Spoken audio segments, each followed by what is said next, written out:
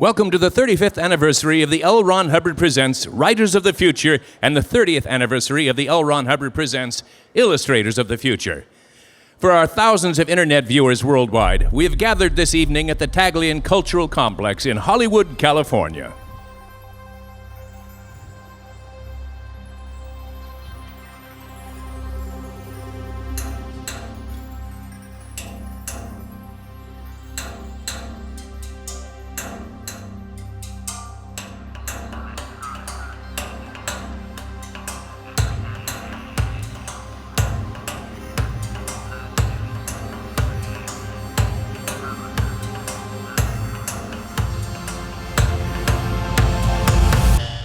It's time to reboot.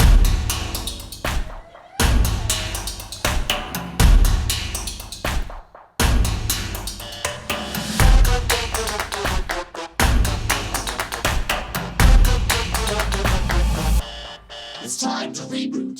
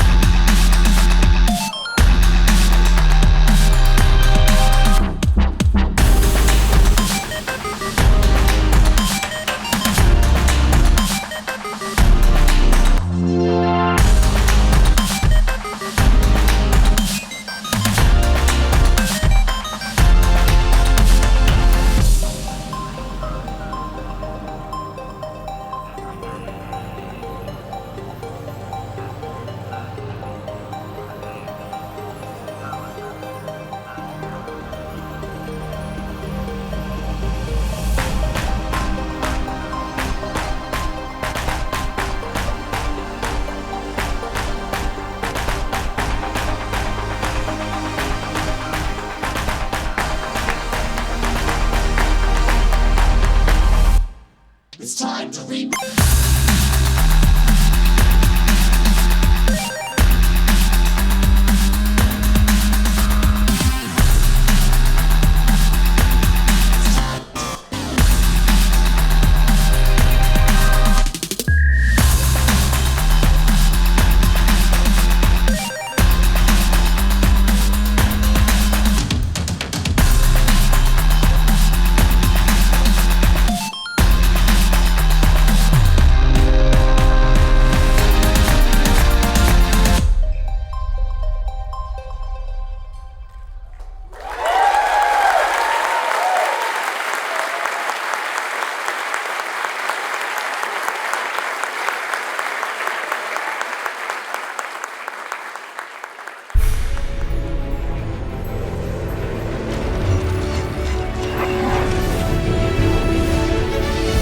The artist has an enormous role in the enhancement of today's and the creation of tomorrow's reality. L. Ron Hubbard. It is with this in mind that philosopher and best-selling author L. Ron Hubbard created the Writers of the Future contest, followed by the companion Illustrators of the Future contest. Both have since grown into the most prestigious contests of their kind, based on merit alone. Each year holds its own magic, its own wonder, its own discoveries, beginning in 1984. Renowned author and critic Algis Budrys led the original Writers of the Future contest, along with an all-star cast of best-selling authors to act as judges, such masters as Dr. Gregory Benford, Robert Silverberg, Theodore Sturgeon, Jack Williamson, and Roger Zelazny. In 1985, the first awards ceremony took place at Chasen's Restaurant in Beverly Hills for new and now successful authors such as Leonard Carpenter, Karen Joy Fowler, Nina Kariki Hoffman, Dean Wesley Smith, and David Zindel. In 1987, the awards ceremony was held at the top of the World Trade Center, where it attracted such illustrious guests as author Isaac Asimov and actor Mark Hamill. Orson Scott Card and Tim Powers helped teach the literary boot camp that year. Dave Wolverton, also known under the pen name David Farland, won the Gold Award and has since published more than 50 novels. In 1988, the Illustrators of the Future contest began, presided over by another set of highly esteemed artists, all led by Frank Kelly Freas. In 1991, Ukrainian Sergei Poyarkov won the Illustrator Grand Prize and has since exhibited his works in numerous galleries around the world. 1992 saw winners tour the National Archives and the Smithsonian National Air and Space Museum, providing fodder for future stories. The Illustrators contest discovered extraordinary artists Omar Ryan and Sean Tan, both of whom have gone on to create award-winning children's books, with Sean also garnering an Academy Award. In 1993, outstanding writers such as Eric Flint, Sean Williams, and Elizabeth Wein received well-earned awards, and now all three are New York Times best-selling authors. Writer Scott Nicholson received the Gold Award in 1999. He has since penned 30 thrillers, 60 short stories, 3 comic series, and 4 screenplays. 2002 was marked by future megastars Nnedi Okorafor, who is now an international award-winning novelist of African-based sci-fi and fantasy, and Patrick Rothfuss, whose 3 novels hit the New York Times bestseller list, selling more than 10 million copies worldwide. In 2006, Diana Rowland was discovered, and she's since had 14 published novels. 2012 writer-winner William Ledbetter won a Nebula Award, and 2014 illustrator winner Sarah Webb won a Hugo Award. So it goes, year after year, garnering critical acclaim such as Hot New Talent, Locus Magazine, a first-rate collection of stories and illustrations, Booklist, always a glimpse of tomorrow's stars, Publishers Weekly. All told, our 346 past illustrator winners have produced tens of thousands of illustrations, comic books, art books, children's books, and album covers, not to mention video games, commercials, TV series, live action, and animated films graced with their work, and the millions of art prints they have in circulation. Our 496 writer winners have published over 5,600 novels and short stories. They have produced 32 New York Times bestsellers, and their works have sold over 60 million copies. Finally, our illustrator and writer winners have gone on to take every significant award in the science fiction and fantasy universe. The Hugo, Nebula, World Fantasy, National Book Award, Philip K. Dick, Astrid Lindgren Memorial Award, Emmy, and even the Oscar grace our roster of winners. In the foreword to the first anthology, Mr. Hubbard wrote, "A culture is as rich and as capable of surviving as it has imaginative artists. The artist is looked upon to start things. The artist injects the spirit of life into a culture. That vision has been and is being fulfilled into the future."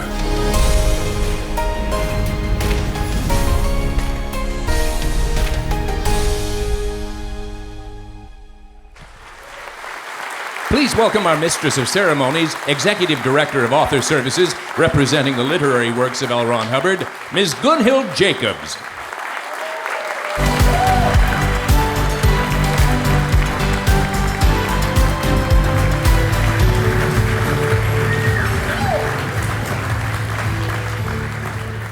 Thank you very much. Good evening, and welcome to our 35th annual awards event.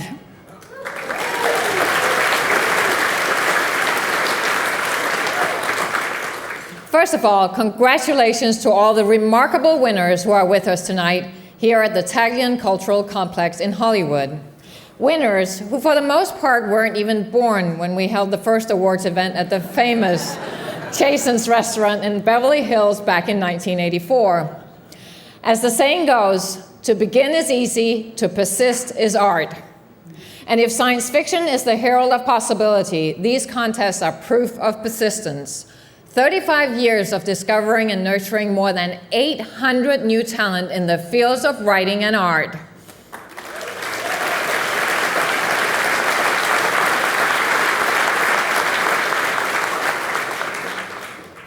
In addition to the awards presentation itself, we are honored to be able to bestow the L. Ron Hubbard Lifetime Achievement Award to Bob Eggleton, a founding judge for the Illustrators of the Future contest.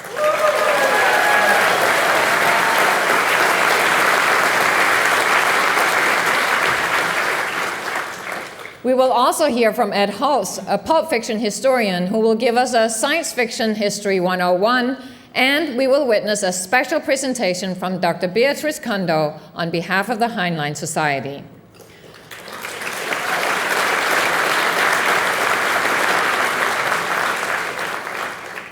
Likewise, I am delighted to welcome special guests who will be participating in tonight's events. Actor Sean Cameron Michael, recently from Blood Drive, Black Sails, and The Mummy.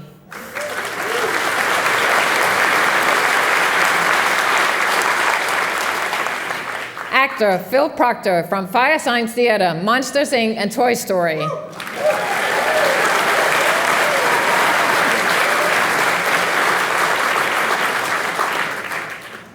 Emmy-nominated actress Lee Purcell from Wes Craven's Summer of Fear and the sci-fi TV series Persons Unknown.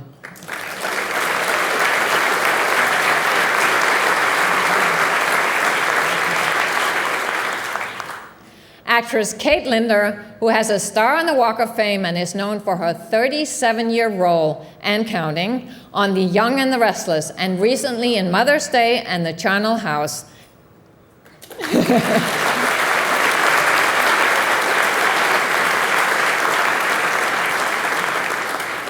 And actor and model Ernest Pierce, starring in DTLA, Cheetah in August, and feature films such as Witchcraft.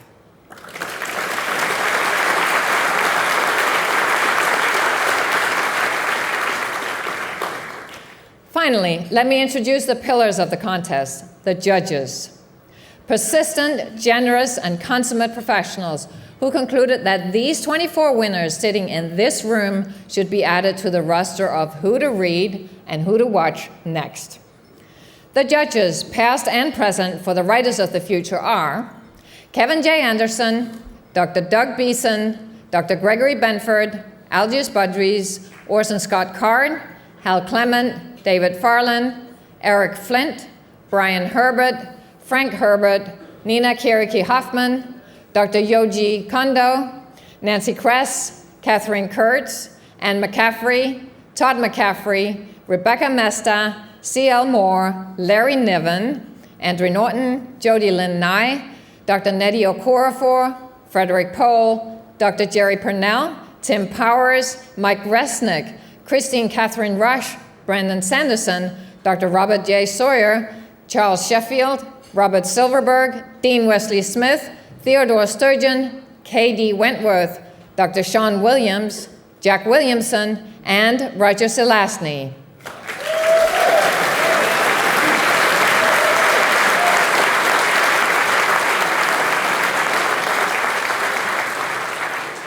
And the judges for the Illustrators of the Future contest, past and present, are Ed Cartier, Robert Castillo, Echo Chernick, Lazarus Chernick, Cirulio, Vincent Di Fate, Leo and Diane Dillon, Dave Dorman, Bob Eggleton, Will Eisner, Larry Elmore, Frank Frazetta, Frank Kelly Fries, Dr. Laura Fries Baraha, Jack Kirby, Val Leakey Lindan, Paul Lear, Ron Lindan, Stefan Martinier, Gary Meyer, Judith Miller, Mobius, Cliff Nielsen, Mike Perkins, Sergei Poyakov, Rob Pryor, Sean Tan, H.R. Van Dongen, and Stephen Ewell.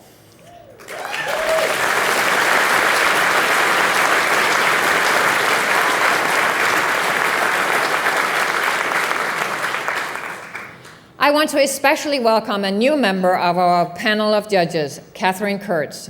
She is the author of the Templar series, the Derini series, and the Adept series. Known as a trendsetter, she has used her historical training to create her own subgenres of historical fantasy novels and crypto history. She is unfortunately not able to be with us tonight, but we know you are out there and we are watching, and we welcome you, Catherine.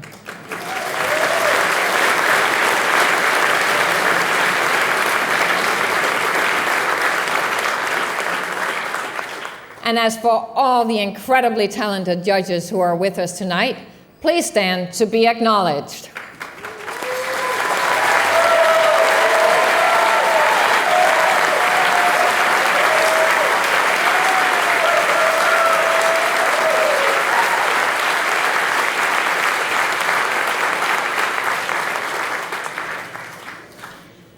Tradition calls for a quick overview of the past year's accomplishments. Both the Writers and Illustrators of the Future contest continue to grow, and 2018 once again saw highest number of entries in the history of both contests. In fact, to handle the volume of submissions to the Writer contest, we added an assistant first reader to work under David Farland, the coordinating judge. Herself a best-selling author from Writers of the Future Volume 31, and since then a Hugo and a Campbell Award nominee, she is Carrie English.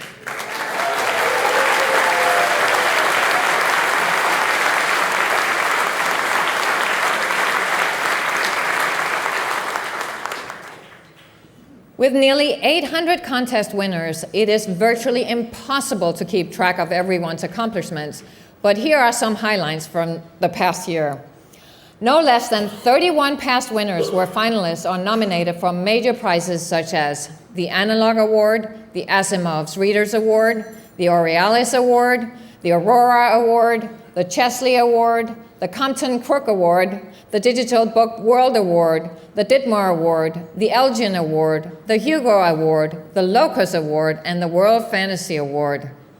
And as for top awards, special accomplishment, and recognitions, Artem Mirolovich of Volume 23 has started his own contest, reversing the age-old formula of artists illustrating stories. He asked that writers create stories based on his illustrations. Mike Cole, who was on the CBS Hunted last year, released Legion versus Phalanx, and another book in his Sacred Throne trilogy, The Queen of Crows. Throughout the year, our past winners graced the covers of the 3 largest short story magazines in speculative fiction: the Magazine of Fantasy and Science Fiction, Asimov's Science Fiction, and Galaxy's Edge. Dr. Nnedi Okorafor, Volume 18 alumni and current Writer Contest judge, is the author of the soon-to-be-released Black Panther story, Shuri, The Search for Black Panther, and has written several more stories for the franchise.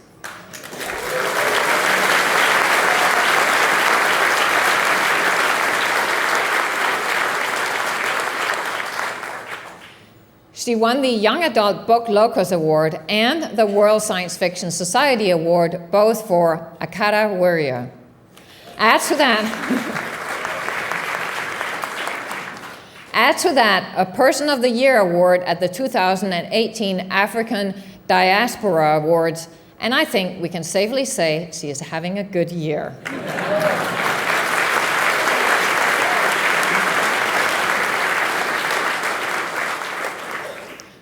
Volume 34 winner C. Stuart Hardwick's For All Mankind won the Analog Award for Best Novelette. David von Allman of Volume 33 won the Bain Awards Grand Prize for Fantasy Adventure with Dragon's Hand. 2 past winners from Down Under garnered the Australian Ditmar Award. Shauna O'Meara of Volume 30 won for Best Fan Artist and was a finalist for Best Novella with Island Green. Volume 21's Kat Sparks, Echo Punk, won Best Collected Work, and Kat was also a finalist in 2 other categories, Best Novel for Lotus Blue and Best Short Story for Prayers to Broken Stone. 2 Writers of the Future judges won the Dragon Award. Brandon Sanderson won Best Graphic Novel for Brandon Sanderson's White Sand Volume 1 and Best Fantasy Novel for Oathbringer. Kevin J. Anderson won Best Alternate History Novel for Uncharted. Kevin was also, along with Orson Scott Card, awarded Mexico's National Literature Award in the categories of science fiction and fantasy, respectively.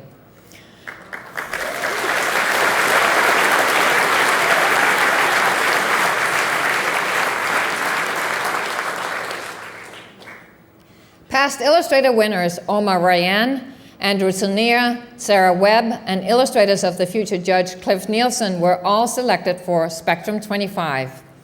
Finally, Congratulations to founding judge and L. Ron Hubbard Lifetime Achievement Award recipient, Dr. Gregory Benford. He is the winner of the 2019 Robert A. Heinlein Award, given for outstanding published works in science fiction and technical writings that inspire the human exploration of space.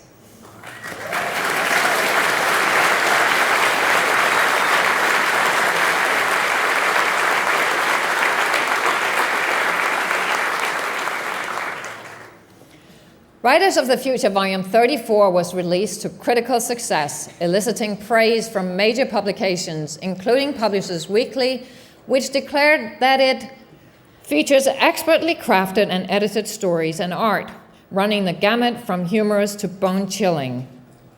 We are also proud to say that Volume 34 was a winner in the anthology category for the New York City Big Book Award, recognizing high-quality writing from around the world. Just as importantly, Volume 34 was #1 in 9 separate categories on Amazon, and for the 4th year in a row, it hit the Publishers Weekly bestseller list as a national bestseller. And with that, let's give congratulations to our past winners and once again to our present judges.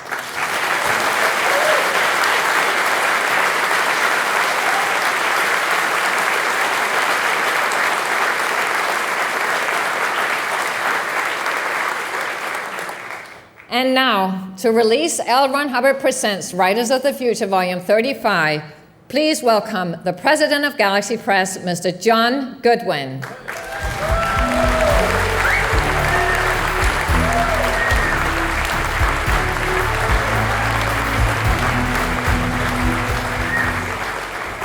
Thank you. Each year, the contest winners are showcased in an original anthology that is widely used in high school and college writing programs.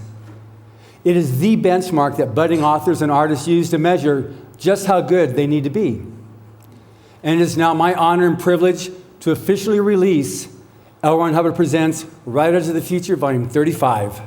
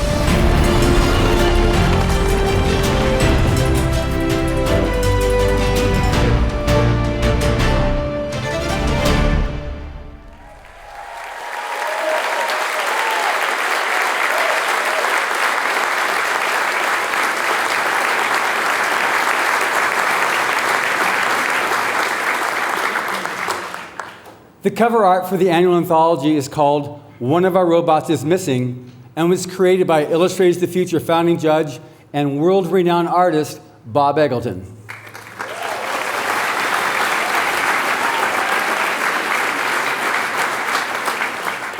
His art inspired a story written by Dean Wesley Smith called Lost Robot, included in the anthology.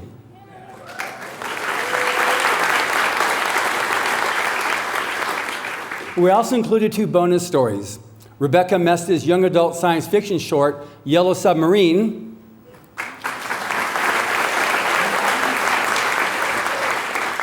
and The Idealist by L. Ron Hubbard, who originally used the pen name Kurt von Rocken for this story.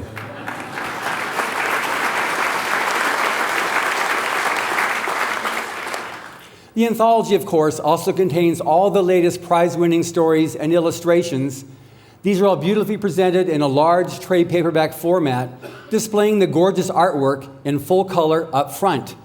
It is edited by David Farland, coordinating judge for the contest and himself a past grand prize winner.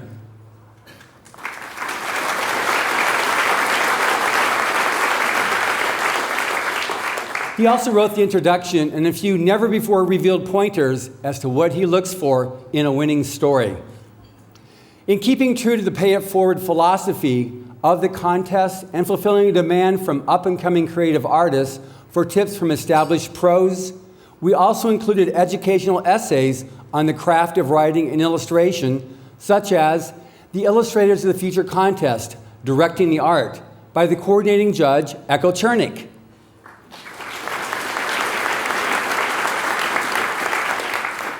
Advice for Artists by contest judge Rob Pryor.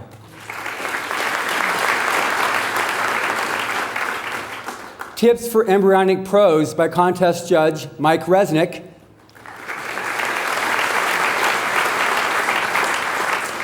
And Tomorrow's Miracles by L. Ron Hubbard.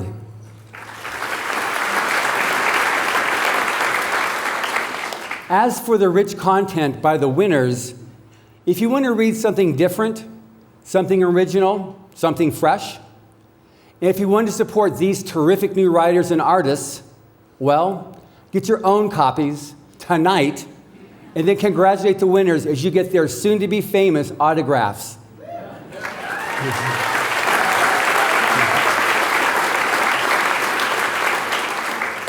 And for those of you watching live, the book is releasing this week in stores throughout the United States and Canada, and online in the UK, Australia, New Zealand, and throughout Africa, Asia, Europe, Central, and South America. The future is now. Let the wonder begin. Thank you.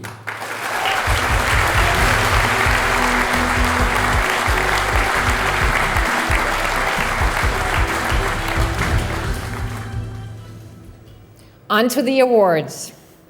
Each quarter, the judges choose 3 winning writers and 3 winning illustrators, 24 artists in all, whom you are about to meet. Carrie English, as the first reader of the Writers' Contest, goes through all the entries each quarter. She is followed by David Farland, the coordinating judge, who then selects the honorable mentions, silver honorable mentions, semifinalists, and finalists.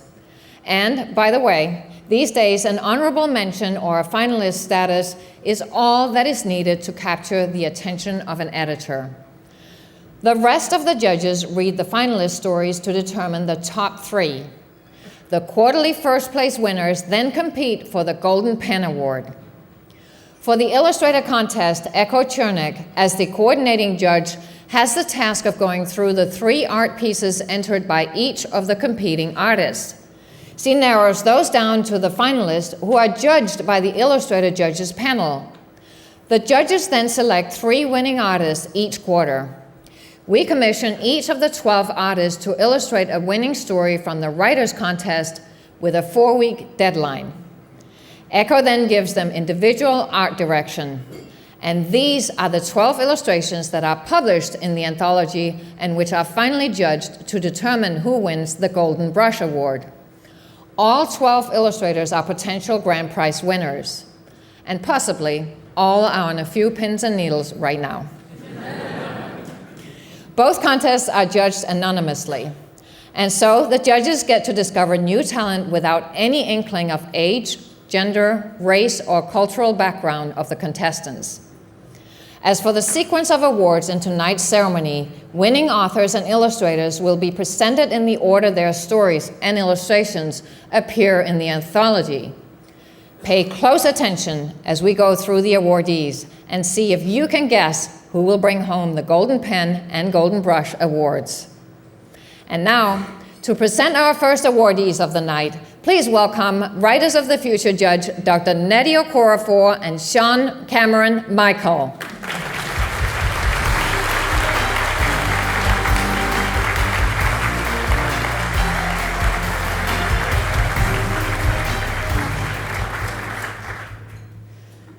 Elise Stevens from Seattle, Washington is a first-place winner and a contestant for the Golden Pen Award with the story Untrained Luck, a story where, in a strange country in a distant future, a desperate mediator must negotiate a contract between two crime lords.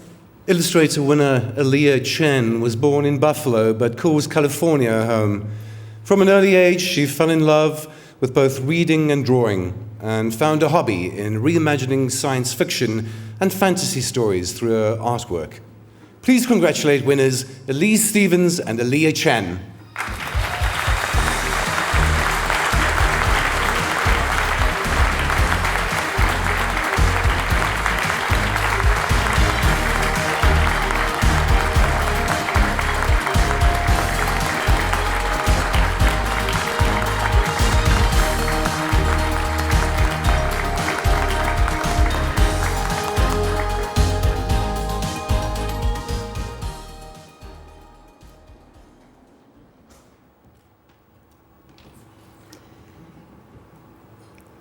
I'd like to begin with a story of love and friendship.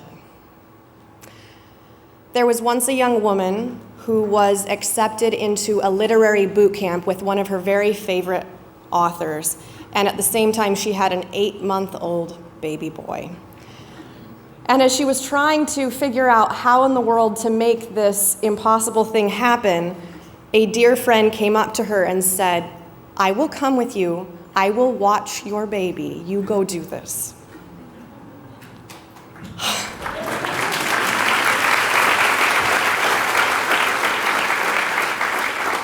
Her name is Hillary, and she is one of my personal heroes. I am here because of amazing love and friends who helped to bring me to this place. I would like to start by thanking God for the chance to be here. I would like to thank L. Ron Hubbard and Author Services, Inc. for this amazingly generous opportunity. To the judges for pouring out all of your wisdom on us. To my fellow winners, you guys are awesome, and I want to keep hanging out with you for the rest of my life. To my parents, George and Susan, who homeschooled me and were always a place of encouragement. To my brother and sister, Elliot and Erica, who are among my best and greatest fans.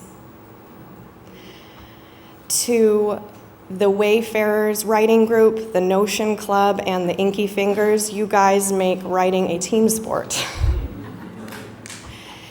To my kids, Bug and Biba.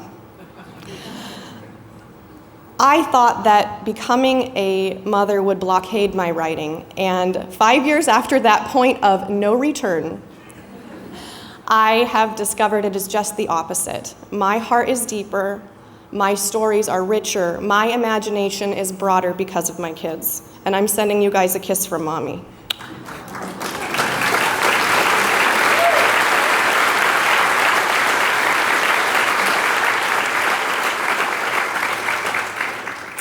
Lastly, to my husband, James, who endures my plot critiques, laughs at my jokes, and believes in me more than I do. Thank you.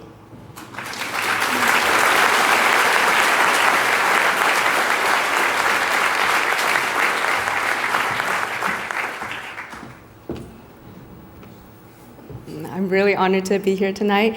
I'd like to thank L. Ron Hubbard. Author Services and Galaxy Press for being so kind and personal throughout this whole week. They've provided some really amazing illustrator judges that have given us invaluable advice. I'd like to thank Elise for writing an amazing story. It was really inspiring and I had so much fun illustrating it. She really made the job easy for me. I'd also like to thank the fellow illustrators. They're all so incredibly talented, and it was really a privilege to be able to talk with them and really learn from them and share my own experiences with them. Finally, I'd like to thank my family and my friends. I'd like to thank my friend Krista, one of my best friends, for being able to make it here today. I'd like to thank my parents. They really sacrificed so much and worked really hard in a new country to allow me to have this luxury of being able to chase my dreams. I'd also like to thank my twin sister, Felicia. She understands me so much, and she's been my biggest supporter, and without her, I wouldn't exist. Thank you so much.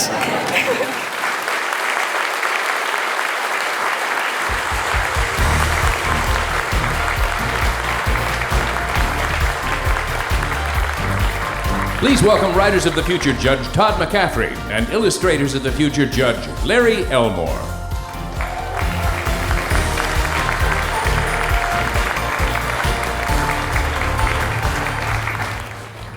From northern Wisconsin, Kai Walden won third place with their story, The First Warden, which tells you that sometimes the gods are cruel, and sometimes they are kind.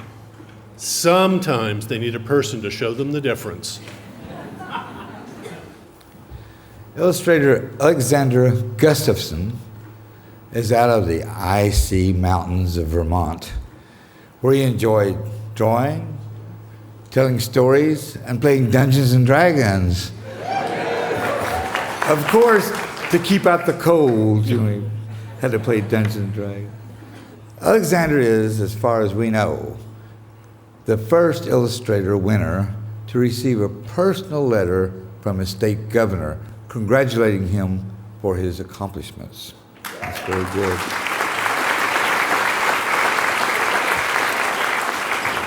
Please congratulate winners Kai Walden and Alexander Gustafson.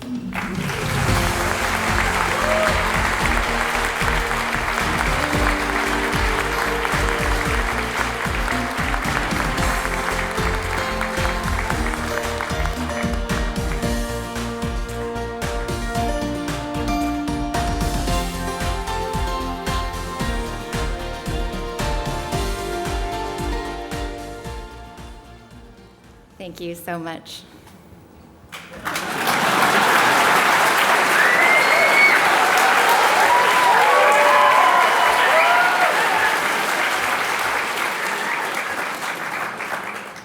Hey everyone, thanks for coming out tonight. I'd like to thank a lot of people, Mr. Hubbard for putting this all on, my parents who have sacrificed a lot to allow me to chase this. Being an artist is not easy. All of my friends all over the world, and all of the artists here and all over the fantasy arts community. It's a big family, and they've always been nothing but welcoming and encouraging, and they've never once told me, even when I was a young student, that this wasn't possible. They just said, get out there and work hard. So thank you very much.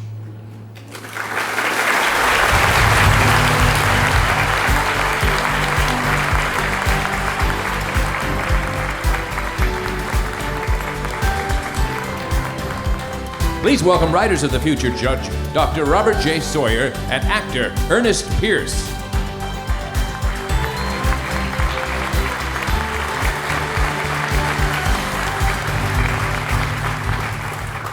John Has, out of Ottawa, Canada, is a third place winner with his story, The Damned Voyage, about a kindly old murderer on a doomed ship who finds himself pitted against an evil god as he battles to save mankind. The illustrator of this story is Alan Morris, who is from the Mississippi Delta. He has a love for exploring foreign worlds and traveling, making him the perfect artist for The Damned Voyage. Please congratulate winners John Has and Alan Morris.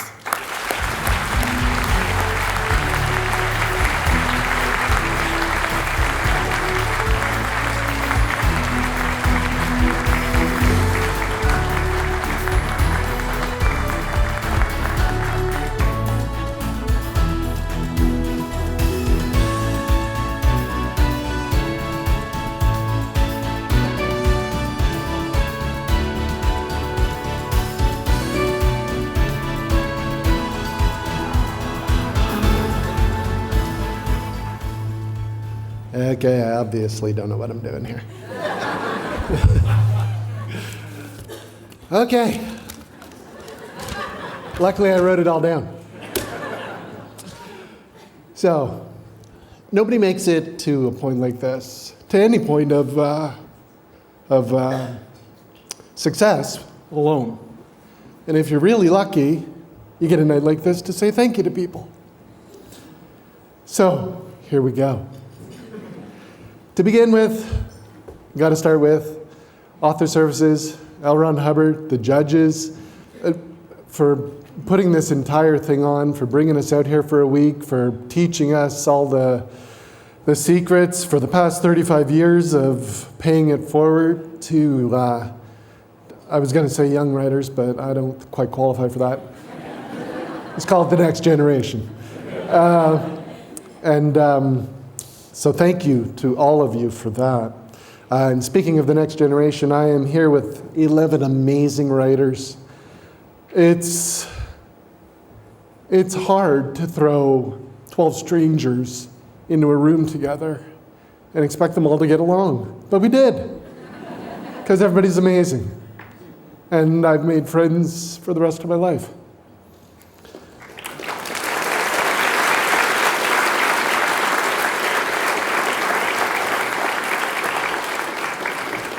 You'd think I never did this before. Thank you to my amazing artist, Alan, for bringing my art to life in a way that I could never hope to. Just incredible. Okay, I'm going to speed up the rest of it. Thank you to all the people in my life who have done the job of being first readers for me. People like my big sister, Janet, my great friends, Allison, Chris, and Greg. Okay, Allison, Chris, and Greg. Greg in particular, who bugged me year after year to do a Lovecraft-inspired story. If it weren't for him, this story would never have been written. Thank you to my mom and dad, who are no longer with us, but who supported every crazy dream I ever had without telling me that they were crazy. And last but not least,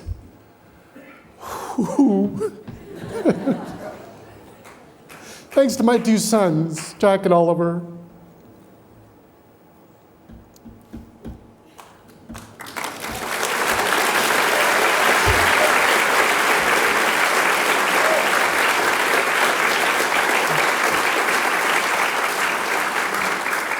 They're my inspiration, my motivation, and I missed Oliver's birthday this week.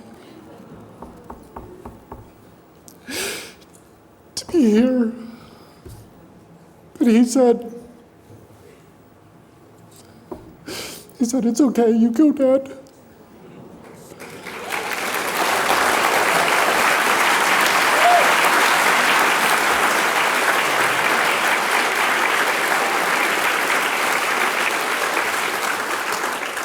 This is for them as much as for me. Love you guys.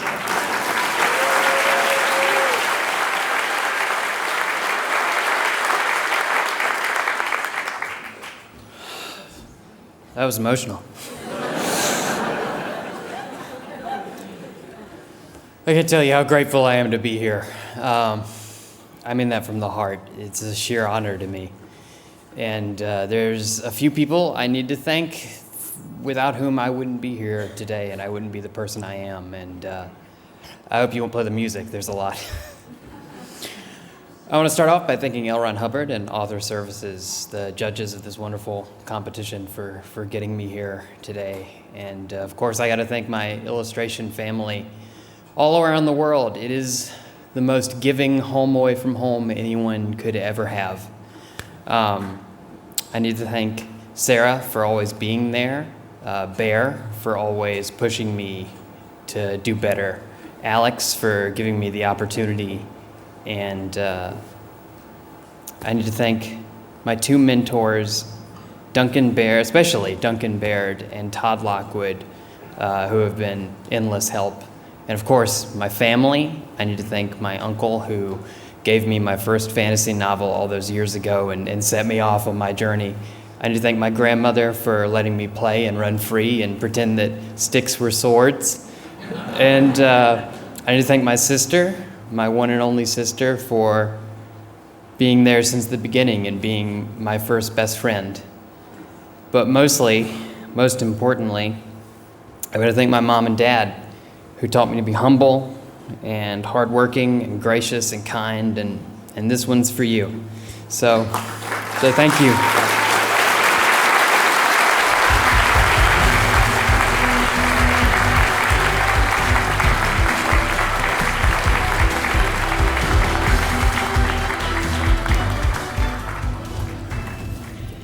Let me now introduce you to our guest speaker, Ed Hulse. He is an award-winning journalist and historian who specializes in documenting American popular culture of the late 19th and early 20th centuries. His book includes The Blood and Thunder Guide to Pulp Fiction, Distressed Damsels and Masked Marauders, The Films of Betty Grable, and Francis D., A Film History. And considering the theme of tonight's event of retro science fiction and robots, why not go back in time to the golden age of science fiction and the genre that has grown to become a major influence on culture and thought? To do just that, please welcome Mr. Ed Hulse.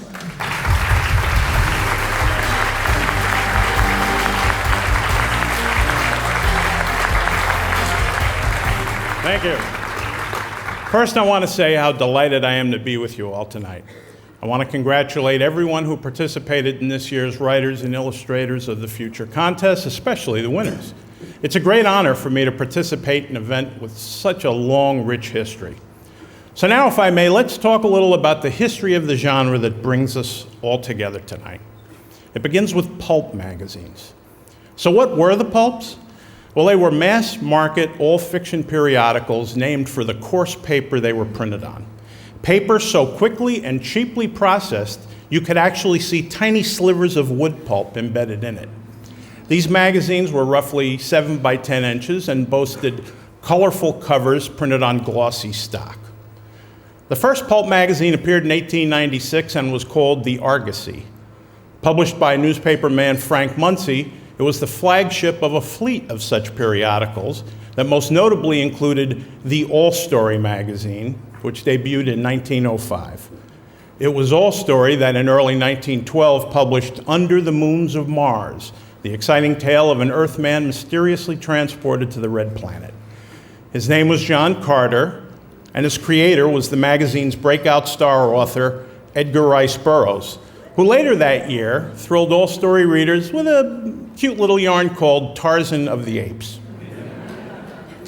A man named Hugo Gernsback believed that fiction with a sound scientific orientation could be a powerful force for education as well as a medium for escapist entertainment. In the early 20s, he began printing such stories in his technical magazines, and in 1923 devoted most of an issue of Science and Invention to them. Favorable reader reaction inspired Gernsback to consider publishing a magazine devoted entirely to what he then called scientifiction. Rather than solicit and pay for newly written fiction, Gernsback chose to reprint stories by Jules Verne, H.G. Wells, and even Edgar Allan Poe. The first issue of Amazing Stories, cover dated April 1926, was a roaring success. Now, the August 1927 issue began serializing H.G. Wells' War of the Worlds, illustrated on the cover with an evocative painting by Frank R. Paul, who became synonymous with science fiction pulps. Paul's work set the standard for an entire generation of artists, still best known today for their science fiction illustration. Among them, Ed Cartier, Hubert Rogers, Kelly Freas, Alex Schomburg, and Ed Emshwiller, among others. And by the way, several of these gents were judges for the early Illustrators of the Future competitions. The most important early issue of Amazing Stories was its August 1928 number, which remains not only a milestone in genre history, but also a landmark in American pop culture.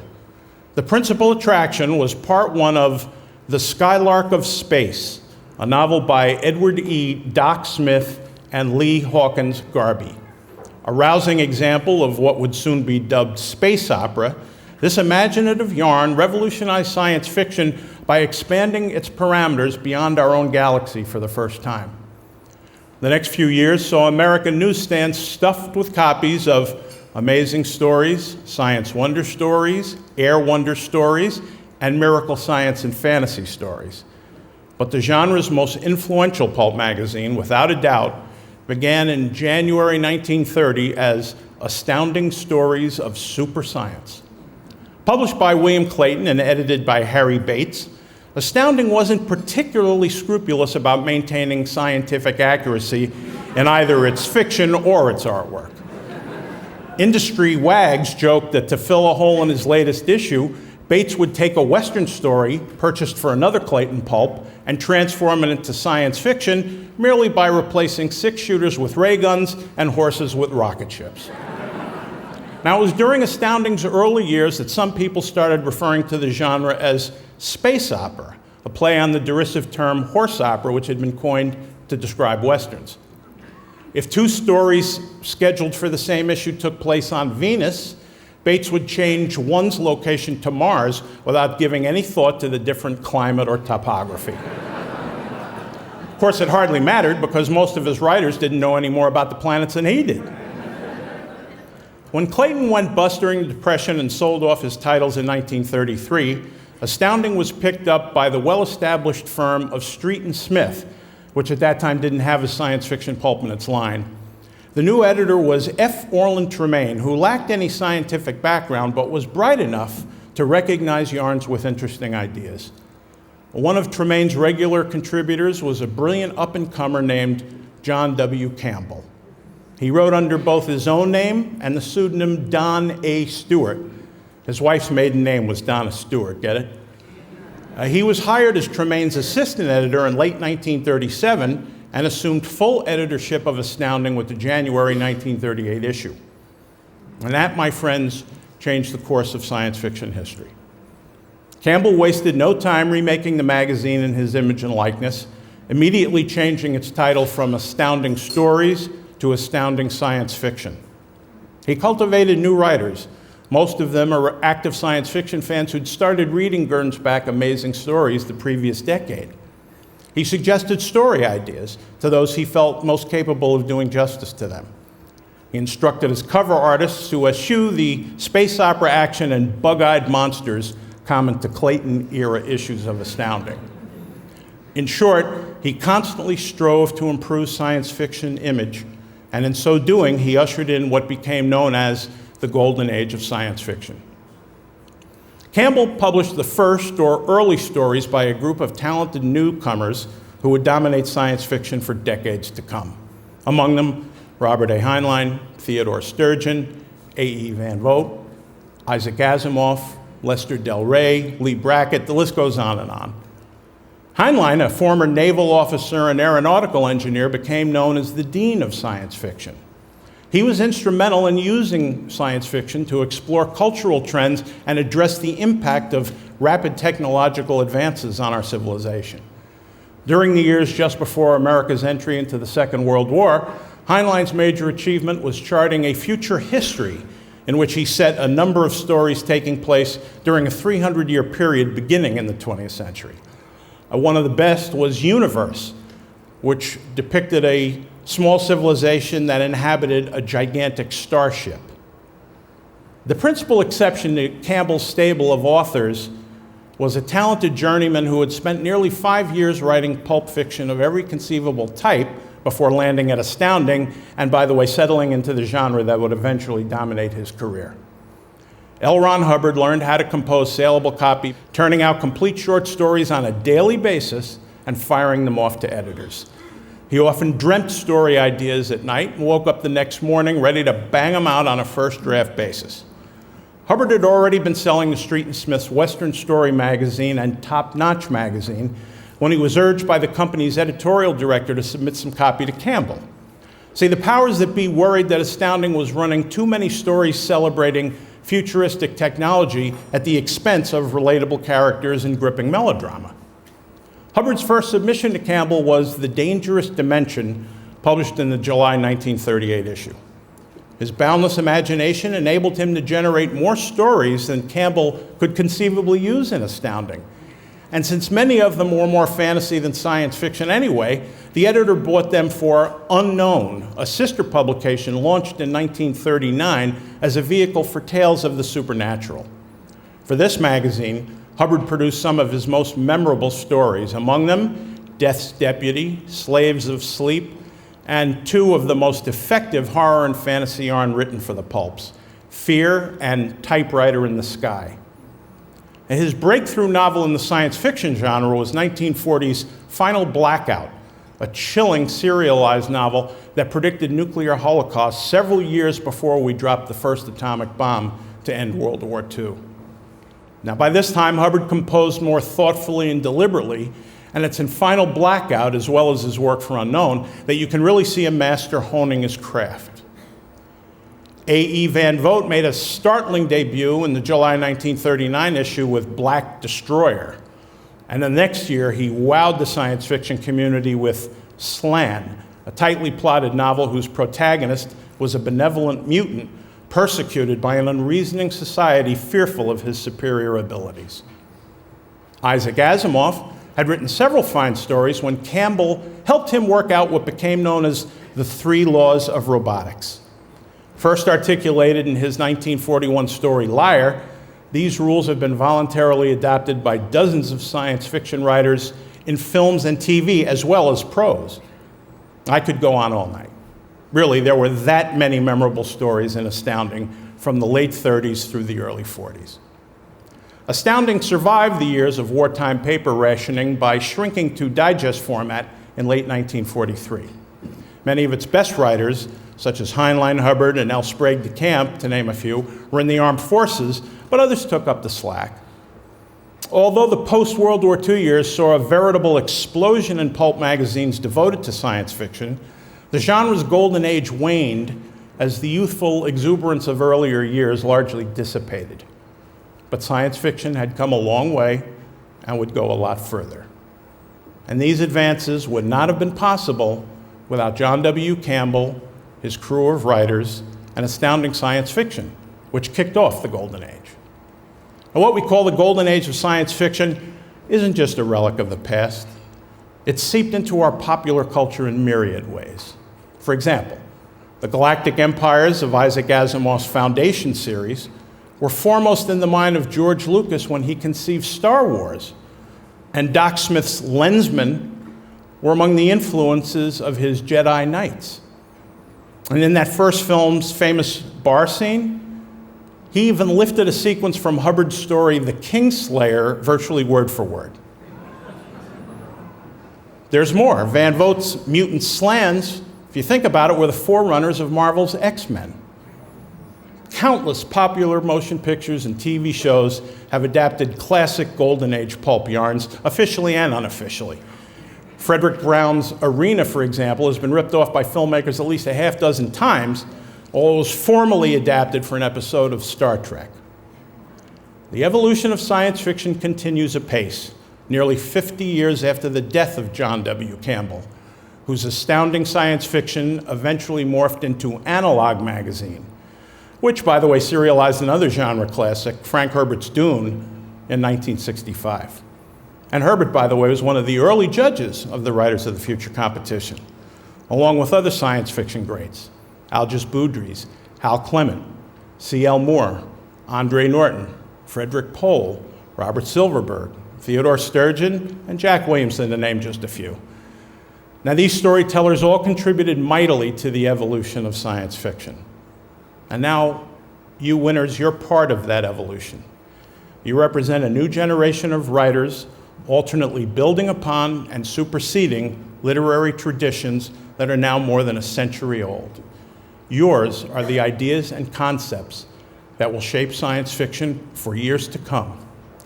I look forward to seeing how you'll respond to the challenge of making our favorite genre relevant to the readers of tomorrow. Again, I congratulate the winners, and I want to thank you all very much for inviting me here. Good night. Thank you.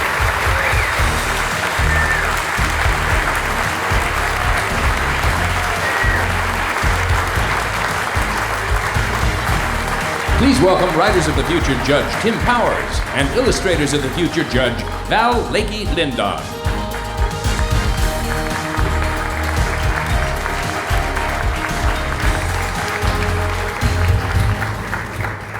That speech was very good. I hope everybody... It was a very good history of science fiction there. In any case, Andrew Dykstal, out of Arlington, Virginia, it sounds like he escaped, is a first place winner and a contestant for the Golden Pen Award with his story Thanatos Drive, wherein the protagonist, Lee, is struggling to defeat a god, but is he following his own will, or is he just a puppet of the god's purposes?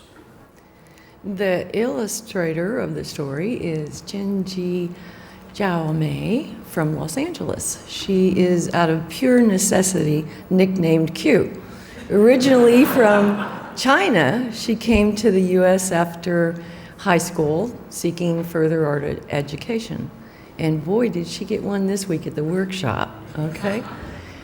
Please congratulate winners Andrew Dykstal and Q.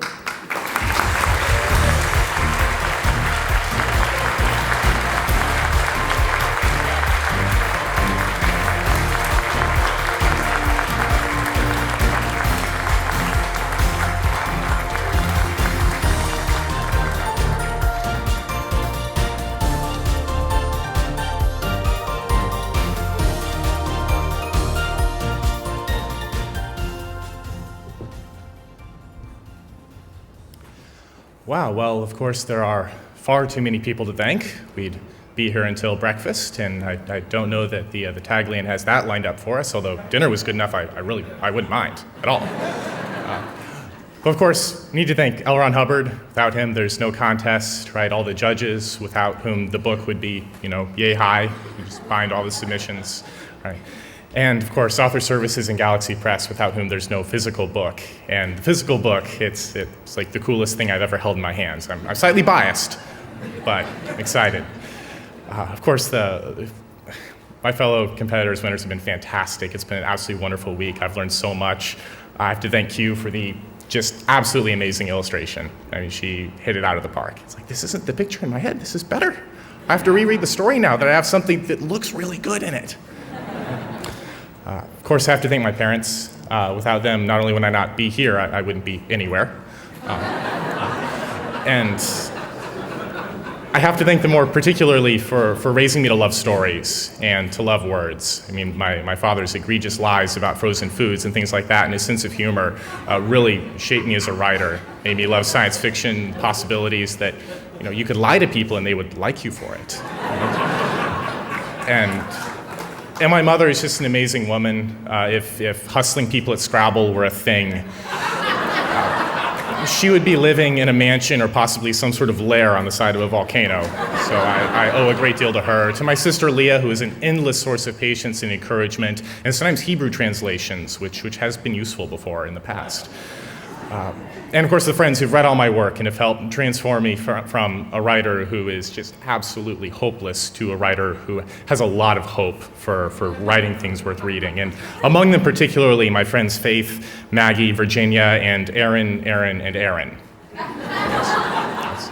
So thank you, everyone. I'm delighted, and I can't go home and take what I've learned in the workshops and write more.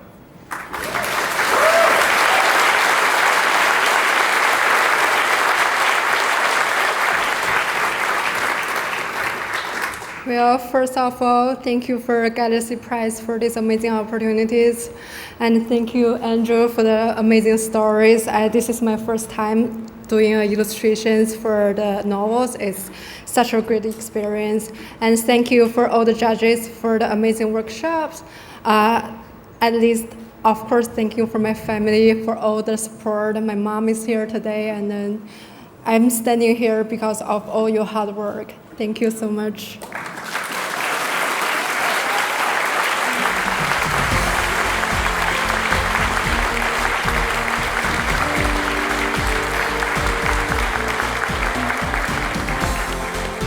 Please welcome Writers of the Future Judge Dean Wesley Smith and Illustrators of the Future Judge Rob Pryor.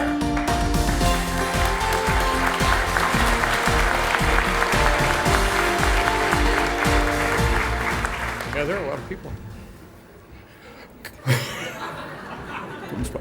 Kyle Kieran, works on a ranch 9,000 feet above sea level in Creede, Colorado, and is a first-place winner, making him a Golden Pen Award contestant with his story, A Harvest of Astronauts, where, at the edge of a faraway solar system, a cyborg with a noble intent finds that he must rob the dead to aid the living.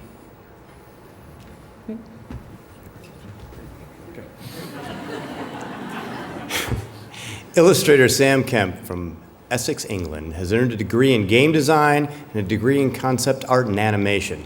He currently works as a freelance artist across several industries. Please congratulate winners, Kyle Kieran and Sam Kemp. Get up here.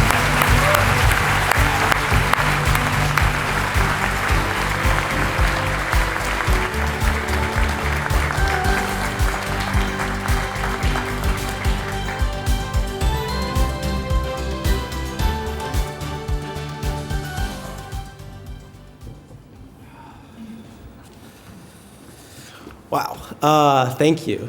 This is insane. I got to start off by thanking the Hubbard estate for making this entire thing possible and for getting me away from all of my sheep.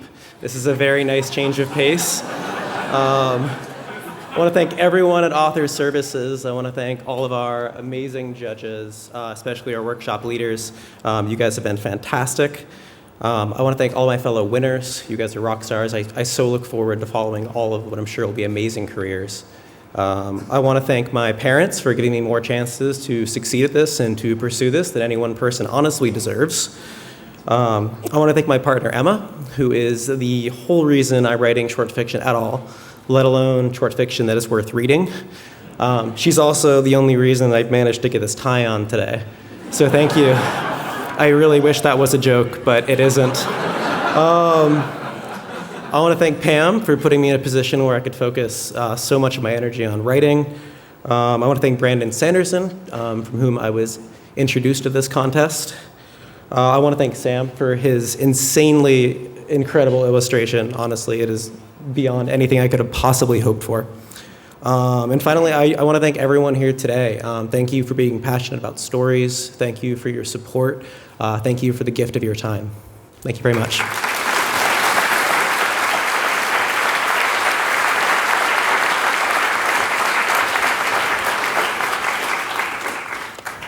It's at this moment that I realize I probably should have spent longer on my speech.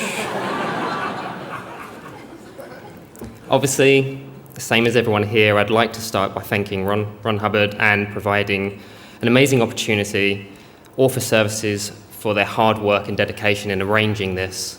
I can't imagine how many people were needed to make this a possibility. I mean, that's including getting the artists out of bed in the morning. I'd like to thank the mentors and the guest judges who have provided an insight into their wonderful lives and careers. I'd like to congratulate all of my fellow winners for being the most talented and dedicated people I've ever met. I want to thank Kyle for his amazing story. It really was a pleasure to work on, and better than any story I could have come up with myself. And finally, I want to thank my family. My parents for never giving up on me when I was sitting in sweatpants at home, hoping I had a job. I'd like to thank my sisters for always being my biggest fans. And finally, I'd like to thank Becky, the love of my life and my biggest inspiration. Thank you.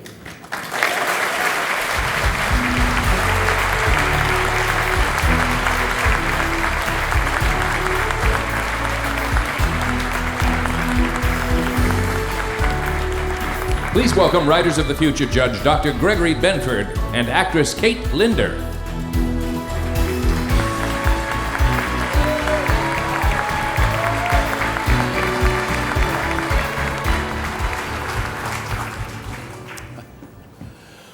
Wolf Moon from the Pacific Northwest is a second place winner with his story, I hope I get this right, Super Duper Moon Girl and the Amazing Moon Dawdler. And that's not the whole story, though. The title alone makes you want to read this story, it does me, about how tough is it to be a disabled girl struggling to live on the moon especially when her best friend is in danger. But having a great attitude certainly helps. Yes, it does. And before I go on, I just would like to thank all of you and thank everyone for having me tonight, because I think this is a great event.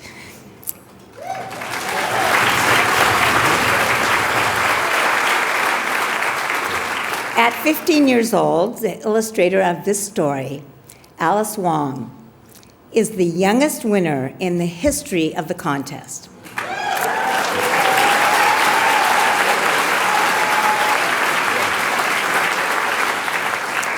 So after discovering online art communities, she began posting her art on social media and blogs and learning about the art world and the Illustrators of the Future contest.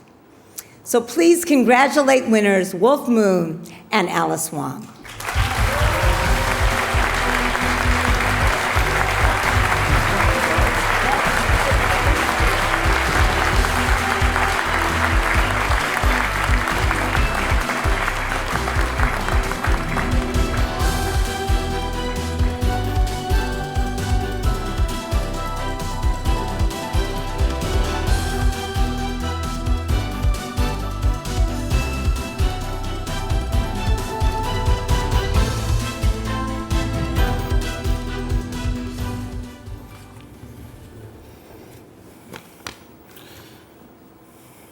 My precious. I do not deny that I have greatly desired this. For 25 years, I have been trying to win this contest.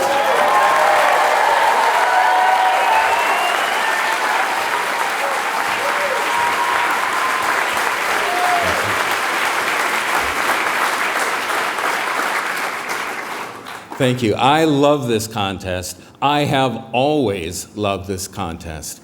I love this contest because it celebrates excellence in writing and in art. And I want to thank Alice Wong for creating such a beautiful work of art that illustrates the concepts of my story.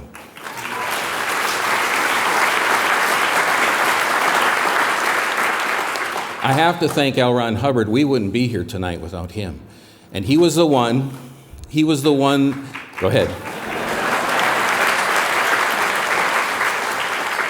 This contest has lived up to its mandate, which is to discover new writers and to give them a platform where they can be heard.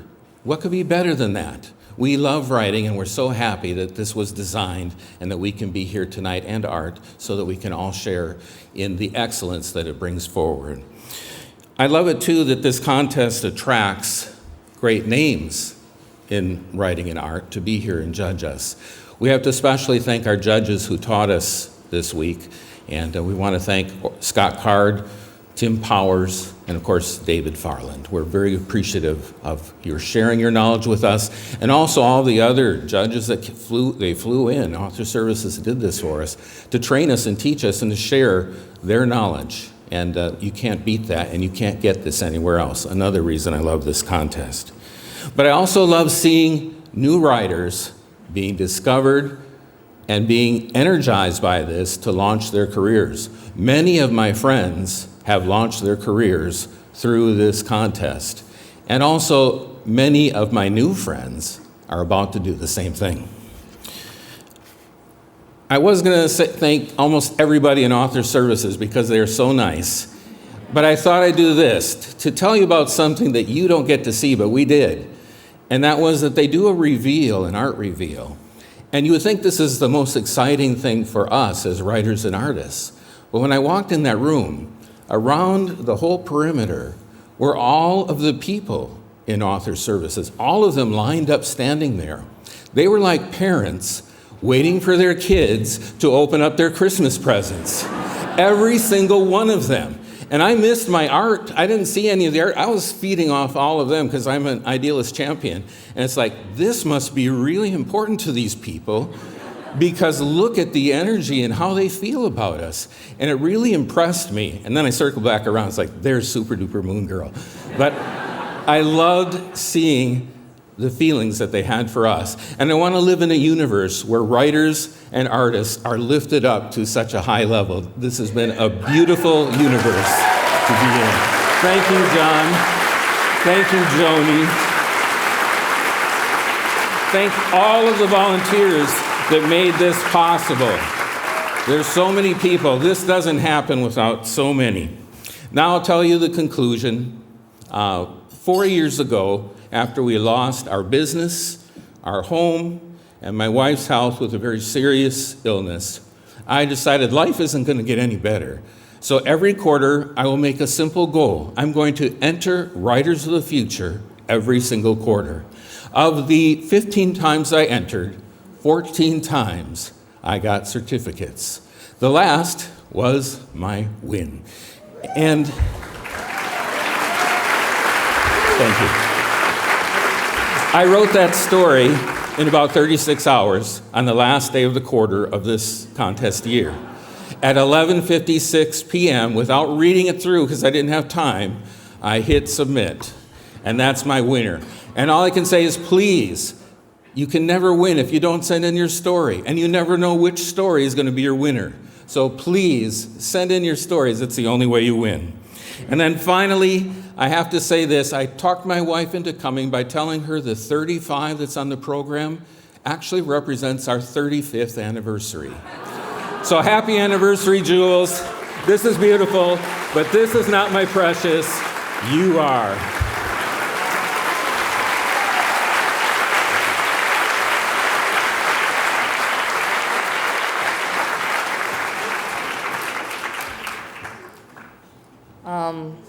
Thank you. Well, I'm sick, so this is why I sound like that. So I'll spare you all and myself from a long speech. But thank you all who made this book possible and for me to be standing here. So thank you, and I'm honored to be here.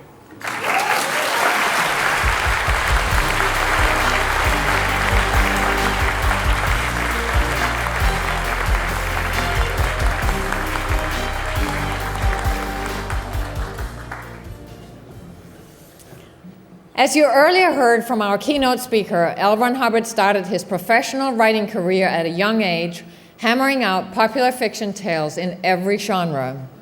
It was during this time he also took it upon himself to mentor aspiring writers, and he consequently wrote multiple instructional essays on the subject of writing, such as The Manuscript Factory, on how economics applies to this business of writing, Circulate, wherein he addressed the point that sitting around bewailing a writer's lot is a very poor method of creation, and Story Vitality, on turning rejection slips into acceptance checks. There are more, and as Ron elsewhere termed it, borrowing from the bank of the world in ideas and knowledge and experience, that is, the writer who has drawn much from the world will find that his mind is filled with material that can be used to make the payments. The more the writer throws himself into debt, the more he will have with which to repay. Borrowing from the bank of the world in ideas he did. As an adventurer, aviator, master mariner, explorer of many diverse cultures, and as a student of atomic and molecular principles. And if ever the well ran dry from former adventures, there was always the next horizon, as you will see in this short film in which L. Ron Hubbard describes how he lived the stories he wrote.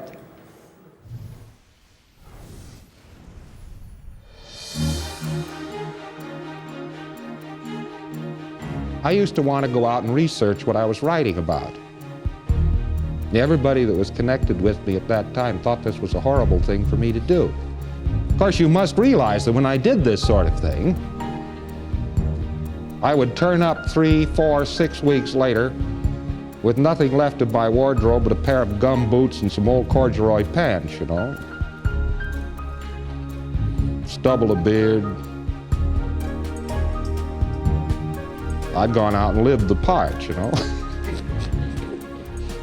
I'd be in a remarkably second-hand condition, broken fingernails and all that sort of thing. If you're going to write a story about logging, well, you better get in and log, man. You better get in and log. You go down and sign up on the logging crew. You know, and you decide you know all about being a sawyer now, you better be a feller. Something of that sort, so you tell some tall tales. You have to be awfully slippery, you know, to be able to do this, because it means you've got to acquire professional skill while walking up to the manager and then exhibit it after being hired. Makes for a quick study.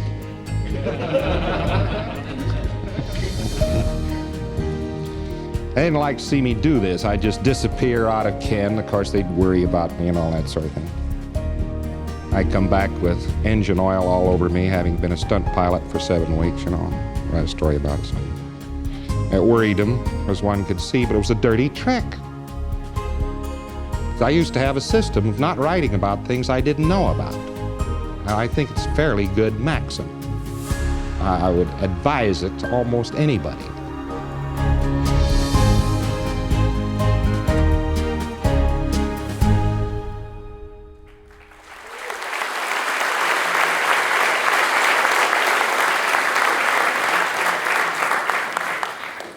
For L. Ron Hubbard, encouragement of the arts and care for the novice writer was a continuing habit throughout his life, and all in the spirit of paying it forward.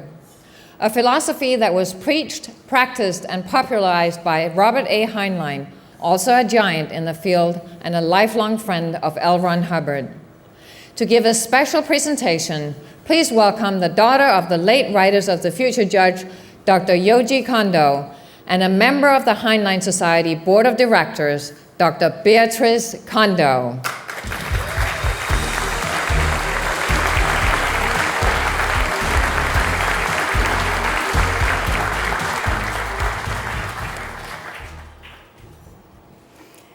Good evening. L. Ron Hubbard and Robert A. Heinlein enjoyed a friendship spanning over 4 decades. Beginning with their shared experiences as writers for science fiction pulp magazines, and sustained by their shared love of learning about science, about human nature, about life. In one funny letter, Bob wrote to Ron about his wife Ginny panning for gold, and asked how to tell pyrite from gold, signing it, "Love and Kisses, Bob." And Ron replied with exact advice on how to do home testing for gold. Ron signed some of his letters to Bob as Red, a term of endearment not shared with many. They exchanged advice about which publishers had ruinous contracts and giving an editor hell, the air-conditioned sort, while also discussing the finer points of agent saboteur and provocateur in géopolitique and realpolitik. In October 1980, Ron wrote to Bob congratulating him on his new book, Number of the Beast, saying, "The old master has lost none of his touch," and joking about us old codgers sitting around the stove, still having get up and go, and too cussed to move over. Sure enough, 2 years later, Bob wrote to Ron describing how much he enjoyed Battlefield Earth, saying, "It tickles me enormously to see you turn out such a masterpiece in your 70th year." In truth, both of them had a common purpose to help their fellow writers, to pay it forward, to help fulfill human potential and expand our vision of the world as a whole. The Heinlein Society was formed in Robert A. Heinlein's memory, dedicated to paying it forward in areas such as Heinlein for Heroes and the Robert A. Heinlein Award, which has, incidentally, been bestowed to 7 Writers of the Future judges in the past, and, as you just heard, most recently, to Dr. Gregory Benford.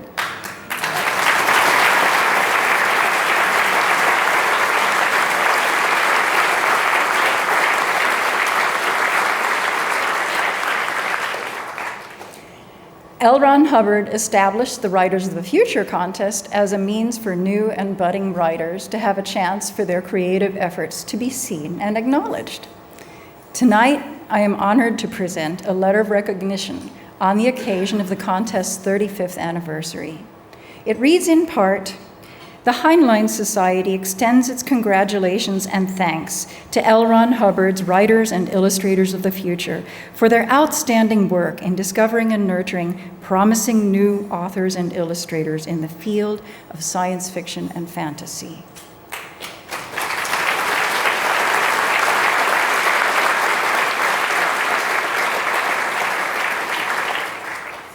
On behalf of the Heinlein Society and issued by its president and chairman, George E. Rule, I would like to present this letter to L. Ron Hubbard and his enduring contest.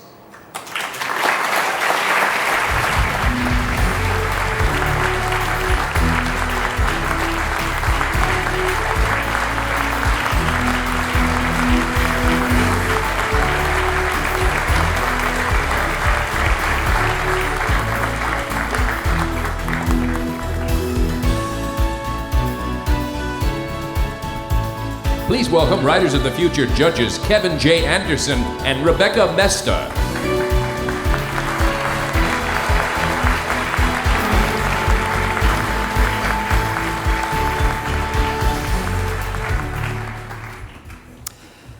Micah Scotty Cole out of Detroit, Michigan, is a third-place winner with her story, Are You the Life of the Party?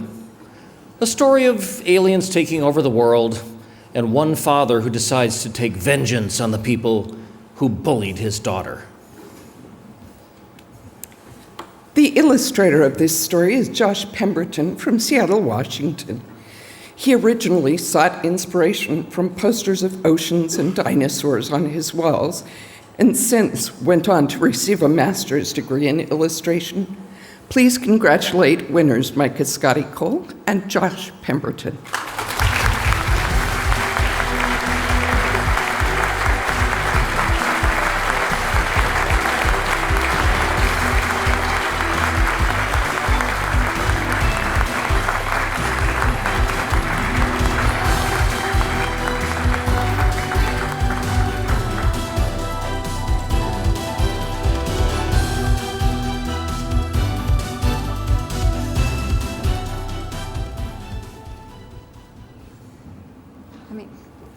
Yes, yes!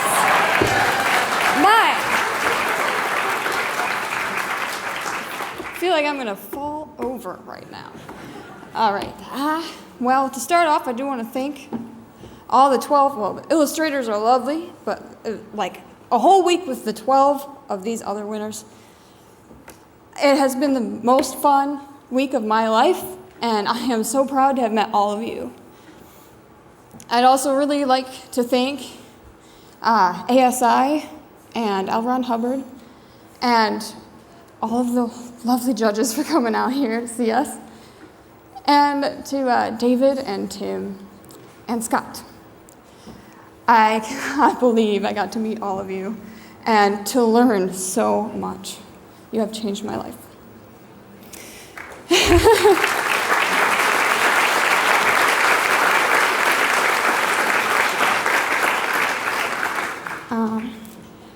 To my stepmother, Peggy, to my grandparents, Sandra and John, to my teacher, Matt, and to my reader, Mika.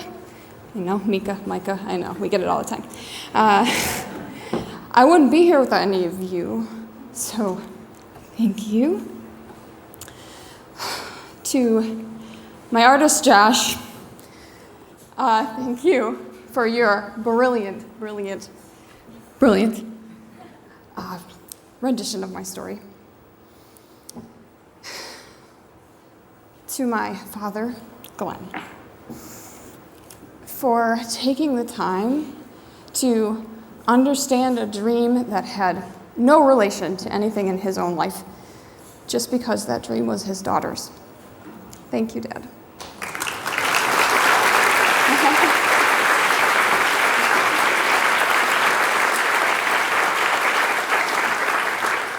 I don't even need this. I guess I'm doing okay. Last time I was on a stage, I just fell apart. And lastly, I want to my fiance, James. I know that our dates always go horribly wrong, always. it's just how we work, you know. We get there, and it's closed. The car will break down. The coupon will be expired, always. And I know that your sunset proposal wasn't supposed to be rained out, but I loved it anyway. And I know that I wasn't supposed to open the package on the stoop, but, you know, it's my house too. Open it.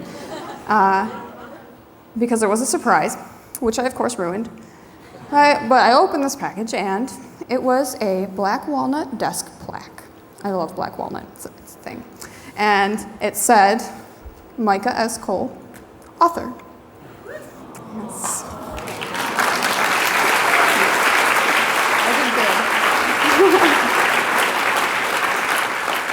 And James, you sighed.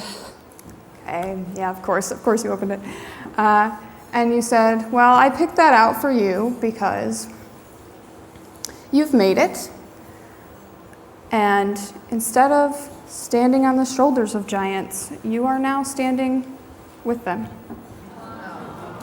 So,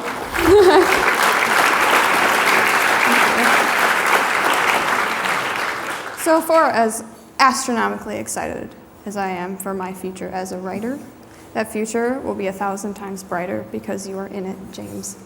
Thank you.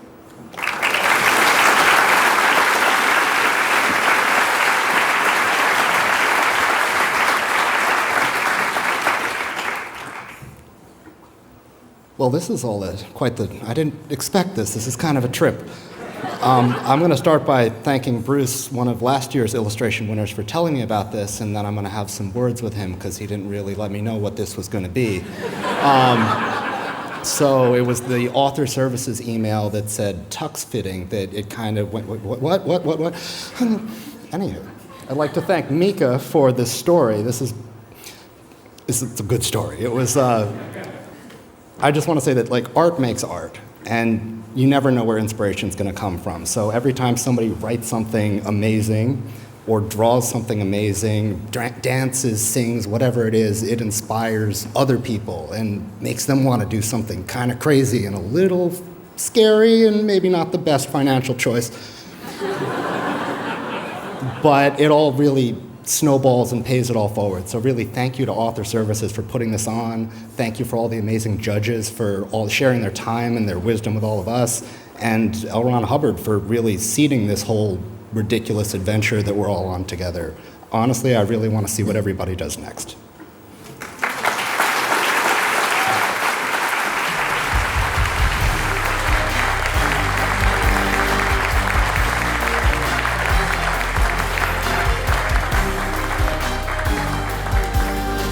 Please welcome Writers of the Future Judge Eric Flint and actor Phil Proctor.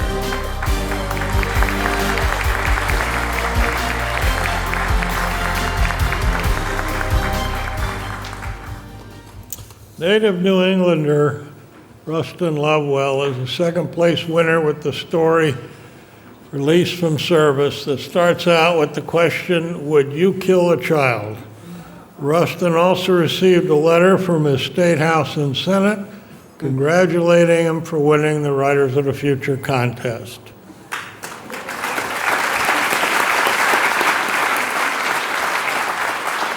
This wonderful illustrator, Emerson Rabbit, is from La Crosse, Wisconsin. He became incredibly inspired by the Warhammer 40,000 tabletop game.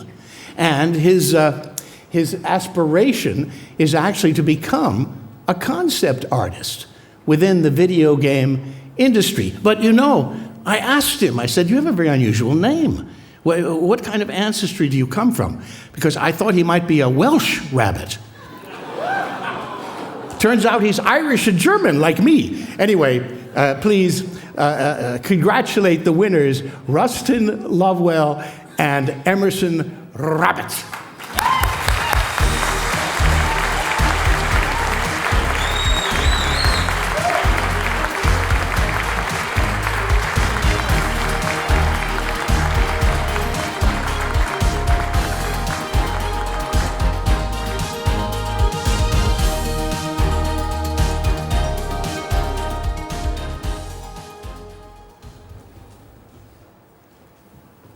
All right, so, initial thanks certainly have to go to Mr. Hubbard, all the incredible folks at Author Services and Galaxy Press for the just immense amount of work that they do to host us here.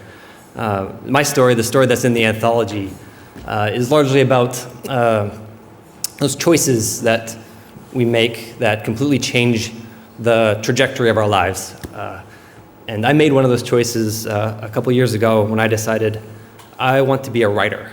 And I wouldn't be able to be here tonight to accept this without my wife Eleanor, who has been endlessly supportive to superhero levels as I chase this dream. I want to thank my parents who are watching tonight. They've also been incredibly supportive as I switch career paths here and chase this thing down. I also want to shout out to my little daughter Piper. She's one, but she's an endless source of inspiration every single day.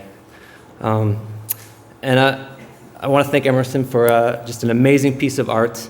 I've had an incredible week meeting some just mind-blowingly talented writers and artists, people I hope to, learn from for the rest of my career. And finally, I want to thank my beta readers who are too numerous to count.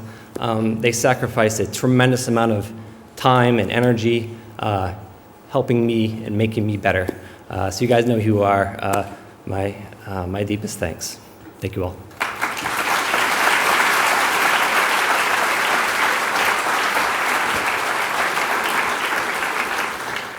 Hello.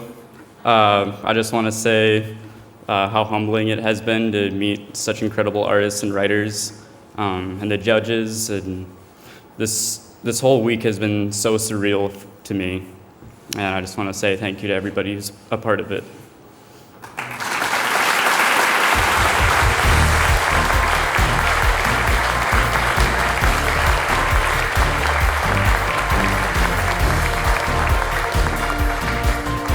Please welcome Writers of the Future judge Dr. Doug Beeson and actress Lee Purcell.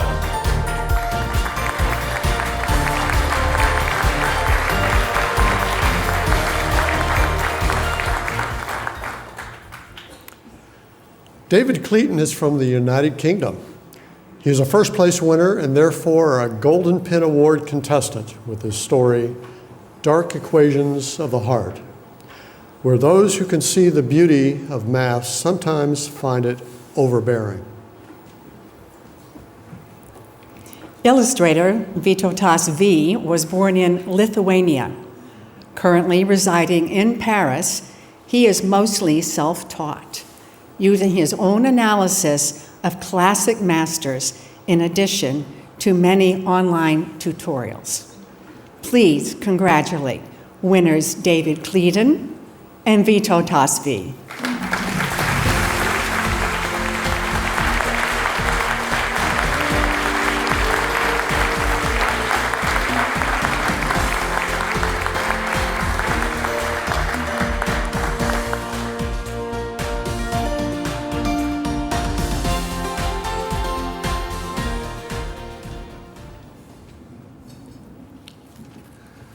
Well, quite some acts to follow here, I think. Somebody told me this week that the British have a bit of a reputation for quiet understatement. So if I tell you this has been just the most fantastic week you would not believe, then please believe me, it has. So I'd like to begin, indeed, by thanking the estate of L. Ron Hubbard for putting on this wonderful event. And you've heard it from some of the others, but I would really like to thank also all the staff of Author Services who've been so fantastic and looked after us so well this week, you wouldn't believe it. This is a really unique competition, I think. To all the judges and the guest speakers who've spent time with us and have been so generous in sharing their knowledge and wisdom, it's been really inspirational, I think, for all of us who've gone on this amazing journey. I hope one day that I'm in a position where I can pay it forward in the same way that they've done for us. I'd like to thank a number of people a support network of friends, and two special friends in particular, Chris Taylor Firth and Dave Sloggett, who've always believed in me, and I really appreciate that, guys. I'd like to thank my family, John and Vel, my children, Matthew, Jamie and Sophie, and most of all, my wife Vanessa, who is the one person who's kept me sane, particularly at times where the world has seemed a bit bonkers. She's been there for me, and I really appreciate that. And lastly, to my fellow writers and illustrators who've shared this amazing journey this week, and in particular to my fantastic artist who's just captured my story in a way that I wouldn't have believed possible. It's just incredible. I'm so pleased to count you all as friends now, and I just can't wait to see what amazing things you will achieve in the future. Thank you.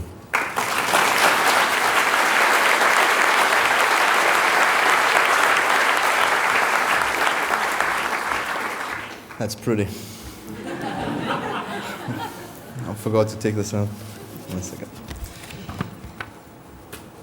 Just a second ago, I was cool as a pickle. Not anymore. It's a great fun and honor to be here. It's very fun. The whole week was amazing.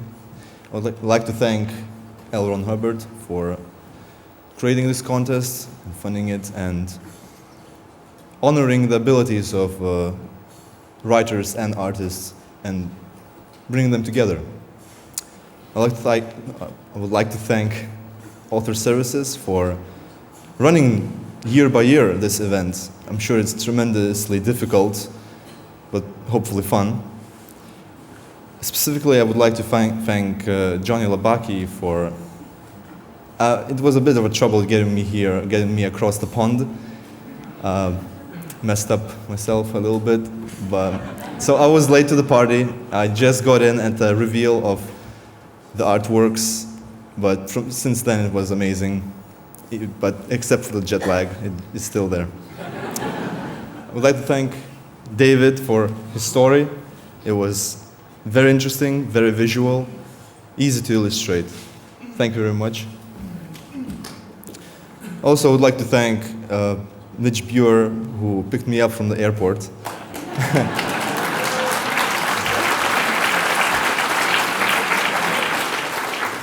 He was circling there like 7 times, looking for me, I'm looking for him. It was chaotic. We were communicating only through email because my French number didn't have any service here. It was intense.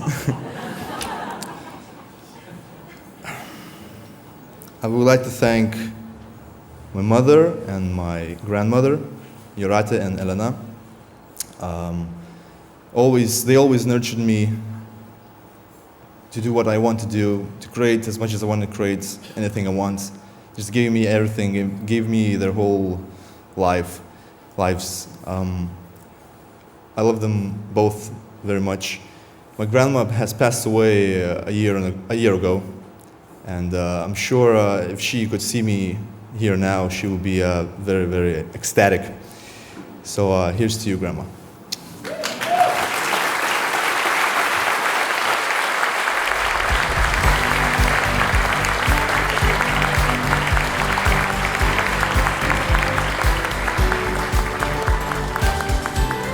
So, now to present the L. Ron Hubbard Lifetime Achievement Award, please welcome our contest director, Joni Labaki, and founding Writers of the Future judge, Dr. Gregory Benford.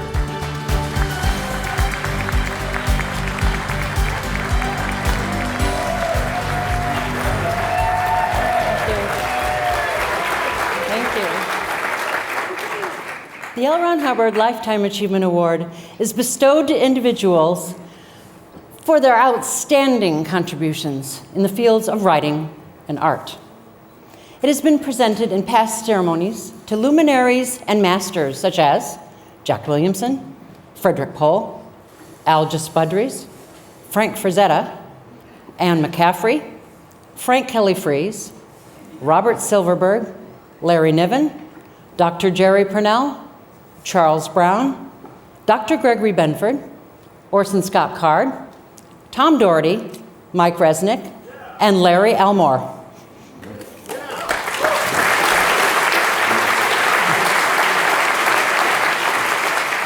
This year's recipient has created art on the covers of numerous magazines, professional publications, and books in the world of SF, fantasy, and horror across the world. For some time, he was primarily known for his hair. But now he's recognized in particular for crafting some of the best Godzilla art on the planet, or for that matter, off the planet. He is an elected fellow of the International Association of Astronomical Artists and has won numerous awards, including, is that 9 Hugos? Gosh, it's hard to count that high. And 12 Chesley Awards. Like myself, he's a founding judge, not of the Writers of the Future contest, but of the Illustrators of the Future contest. Asteroid 13562 was named in his honor. And now you know for certain who this individual is. Yeah, everybody knows that asteroid. Please welcome this year's recipient of the L. Ron Hubbard Lifetime Achievement Award, founding Illustrators of the Future judge, Bob Eggleton.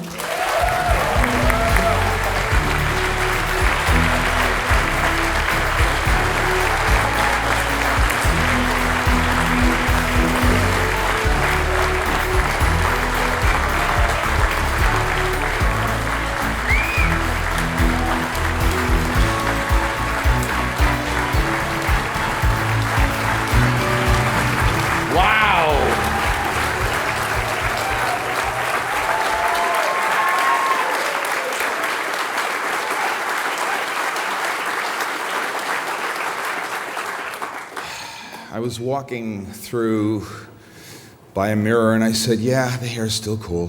Okay. And it also proves something else. We're more than halfway through the program and I have a red shirt on and I'm still here. I was supposed to write a speech. I'm much more of a storyteller, and that's how I'm going to sort of tell you these things. Hello, thank you. That's my short speech. Okay, no, I'm actually only kidding, of course. You want to hear the interesting stuff. It's funny about awards, because I have a lot. Hugos, Chesleys. I have a Rondo Award, a Rondo based on Rondo Hatton, the classic horror actor. And I have a Mangled Skyscraper Award, it's called, and it's from the Godzilla Society of North America. And we have a Godzilla Society of North America, I kid you not. But how does one really measure your success? Is it awards, or is it the fact I'm doing it? I'm living the career I love. I paint, I draw, I illustrate lots of unknown and known things, and somehow I'm still doing it 36 years later.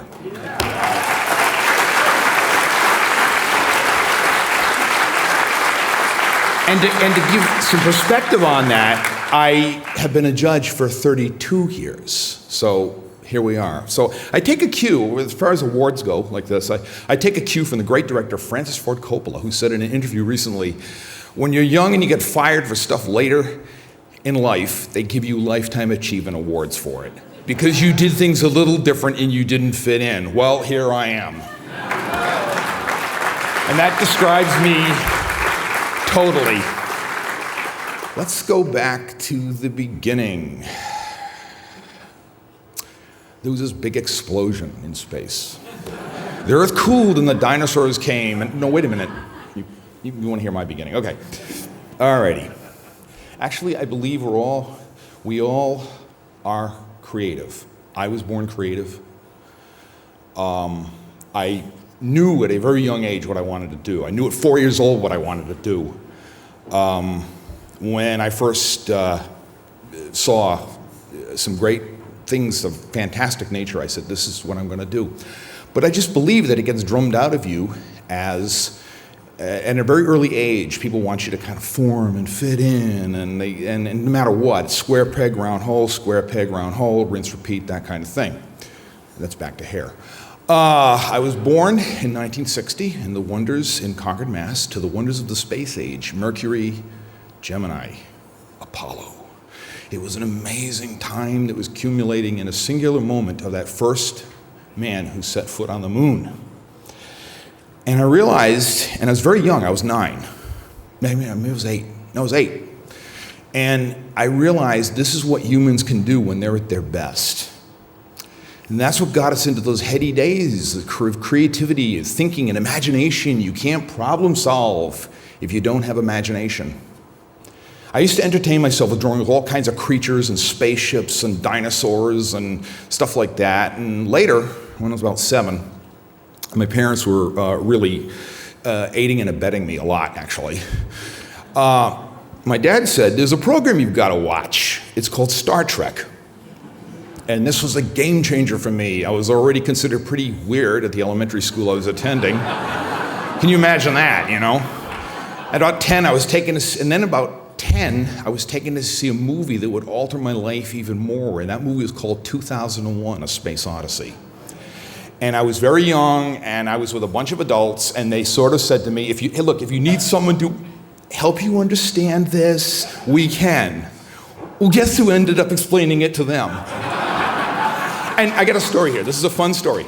Years later, 50 years later, in last year, I was at a comic convention, sort of a autograph type thing. And there was a gentleman there called Dan Richter, and he played the ape that did the bone, that. He's very old now, but he's still at it, and he loves science fiction. He loves it.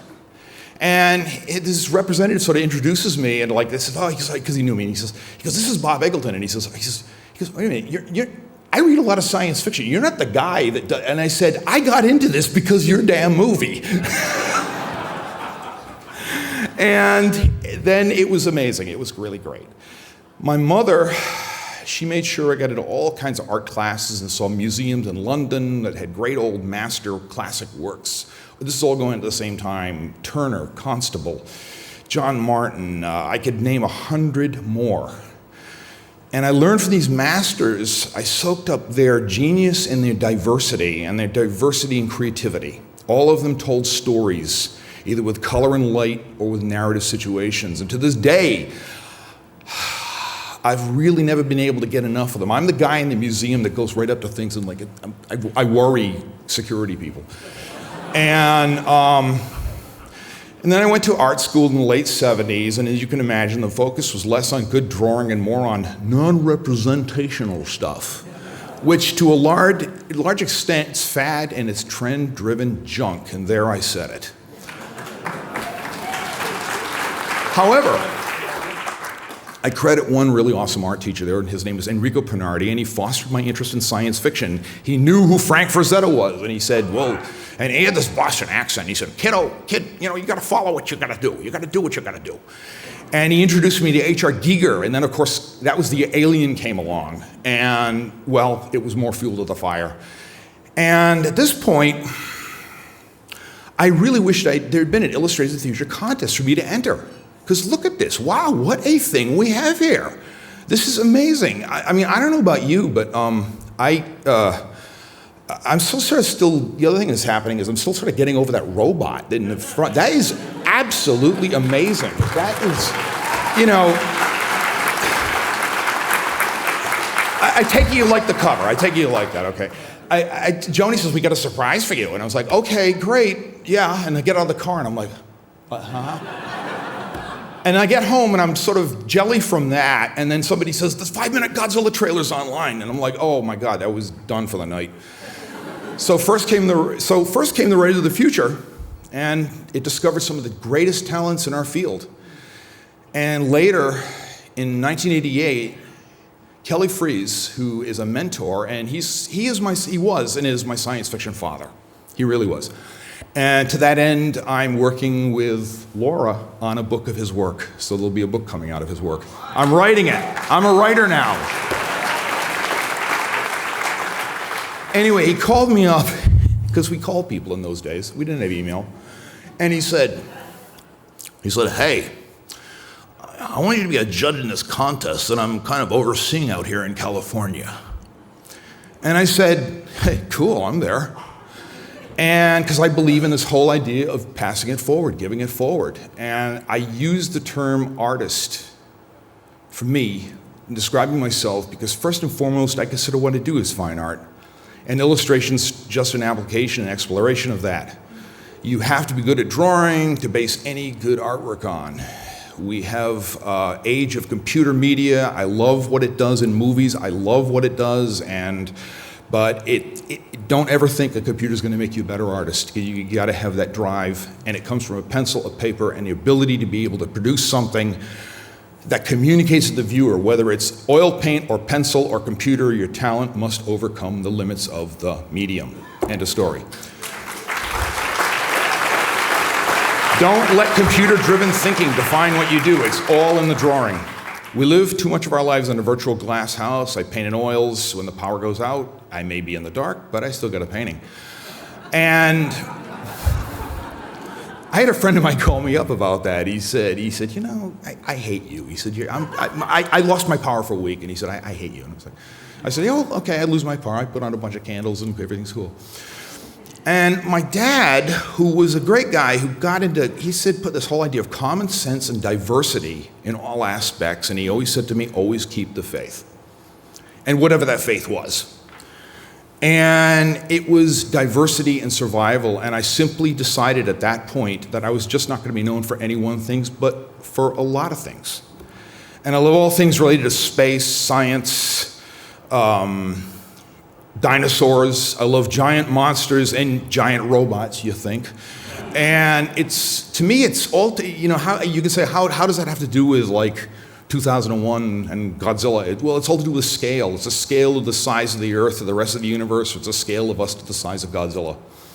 It's all relative. I'm very impressed by scales of things. And it is very cool, by the way, a little bit here, to see Godzilla's star on the Walk of Fame. That was so cool. As it happened, there was a great moment. In fact, Godzilla was on hand too. I met him. I saw him. I was actually in one of his movies in 2002. I was running. And believe me, he's a lot smaller in person. But he doesn't socialize a lot because he's got this breath problem. Anyway, I love the landscapes and the work of nature and action, and I go to the coast, I paint oceanscapes and all kinds of things. And kind of this goes back to that big explosion in space, you know what I mean? And as Carl Sagan once said, we're made of star stuff. And the elements in the rocks, it's all within me, it's all within all of us, you know? Anyway, I'm thrilled and honored being presented with this award to you. Anybody, any of you guys starting younger, it's another world. The one I started my career off in myself. But I'll tell you this, don't give up. Just keep at it. Keep at it, keep at it. And I want to thank L. Ron Hubbard, who began these contests with a culture is as rich and capable of surviving as it has imaginative artists. You will always find new ways of achieving things, but stick with being creative and have the passion. The role of the artist is to show something beyond the world of the mundane. We make the world better, okay?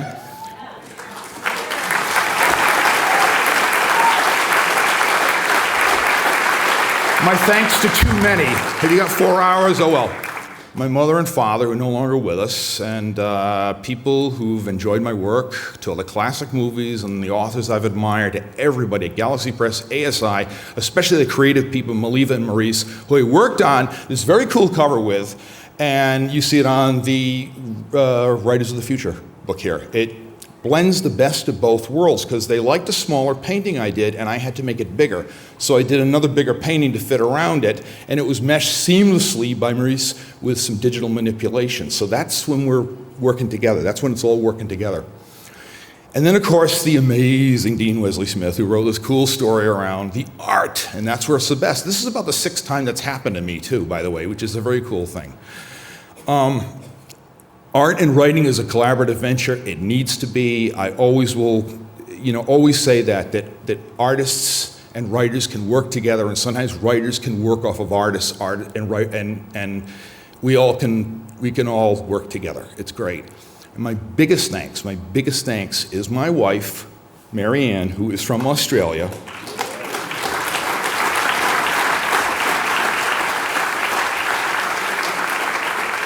I married her 20 years ago last October, so where did that go?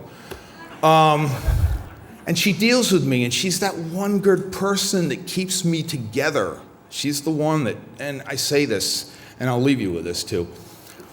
Don't try to be the best there is. Be the best you can be. Thank you, and I love you.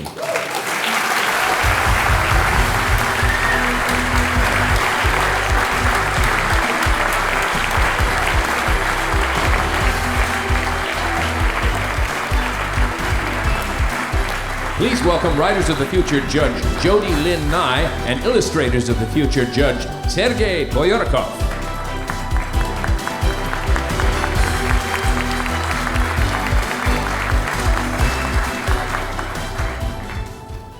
Congratulations to my friend Bob Eggleton. You're having a really good hair day.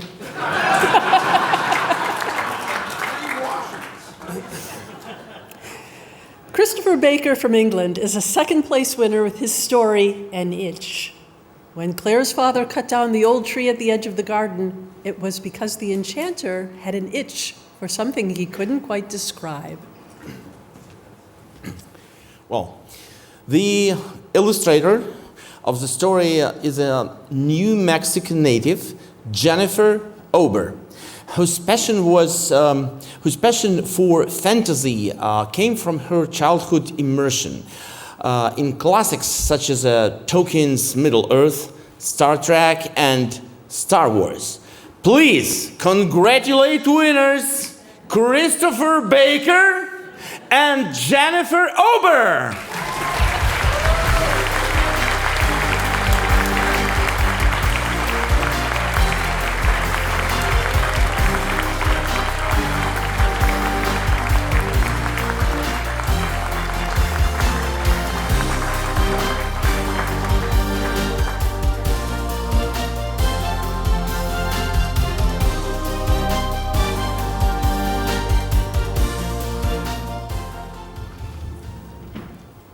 Hello.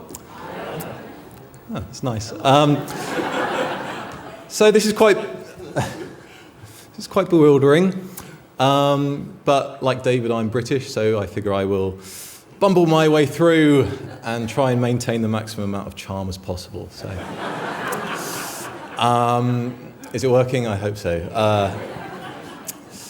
So I would like to thank Mr. Hubbard's Writers of the Future competition. I'm very honoured to have been picked as a winner. I would like to thank the judges, Dave Wolverton, Tim Powers, Orson Scott Card. Your advice has been invaluable. It was wonderful to sit through the workshops and hear all of your wisdom, and also discover that you go through the same chasm of despair that all writers kind of go through, or that I at least go through. And I'm going through now. I would like very much to thank the writers who I have met. You guys, you're actually quite good.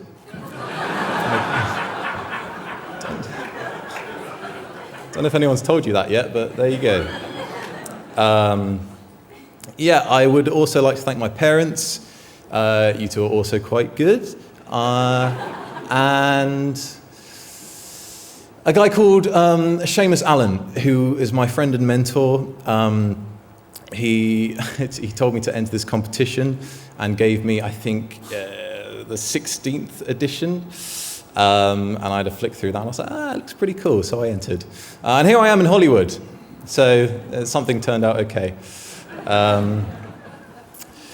So thank you, Seamus. He's a crazy Irishman, and he taught me that a little bit of craziness can actually go quite a long way. So thank you very much.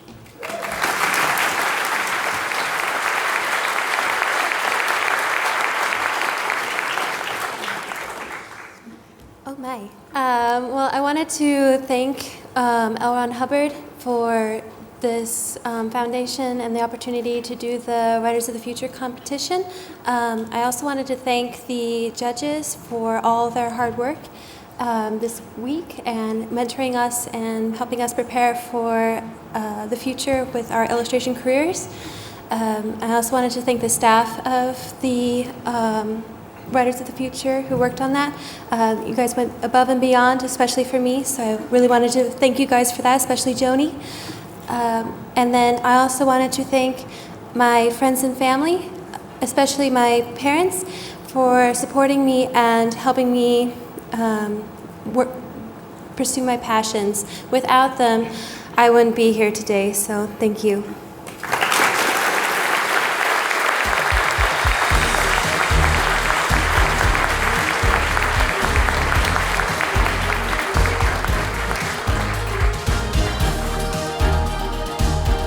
Please welcome Writers of the Future Judge Nina Kariki-Hoffman and Illustrators of the Future Judge Lazarus Chernik.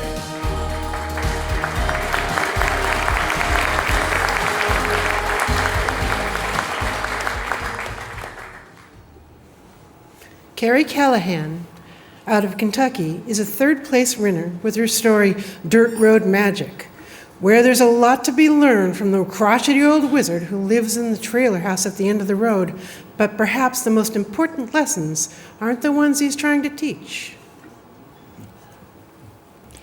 The illustrator of this story is Chinese-British national Yin Zhang. She has a science degree from the University of Oxford, but with an overactive imagination and propensity for daydreaming, she also has taught herself art. Please congratulate winners Carrie Callahan and Yin Zhang.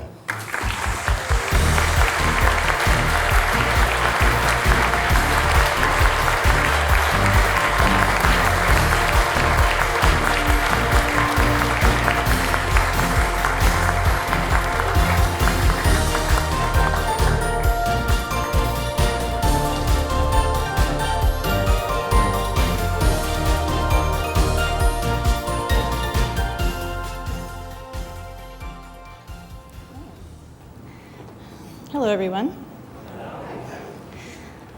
So, I believe that we're all a product of our experiences.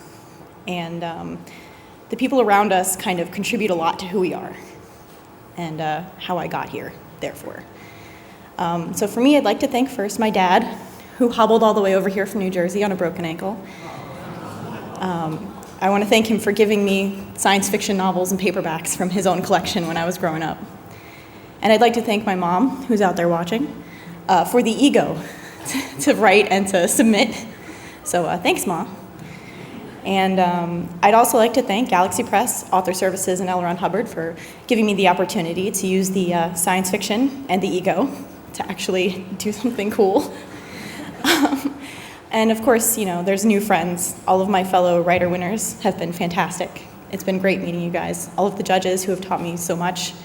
Just in the past week, I don't know how I'm going to process all of it going forward. I would also like to thank Mitch, who has been ferrying us around the airport. And if you guys have been on the roads in here in LA, you know what a feat that is. So I really appreciate that. And I'd also like to thank my friends Zoe and Ian, who helped me turn this story into a story that could be in this book. And I'd also like to thank my best first reader, my husband, David, who has taught me so much about the universe I can't even begin to tell you. And finally, for every aspiring author out there, if I can do this, you can definitely do this.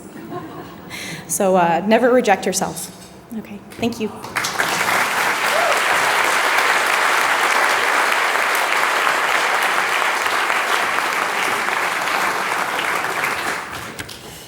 Good evening. I am incredibly honored to be here tonight. When I first got the call from Joni telling me that I was one of the winners, I kept expecting her to ring me back the next day saying, actually, we made a mistake. Thankfully, that didn't happen. That would have been awkward. And as a result, I am able to participate in this incredible competition. I got to learn from artists that I greatly admire, and I got to meet all of the other winners. It's a real privilege to know you.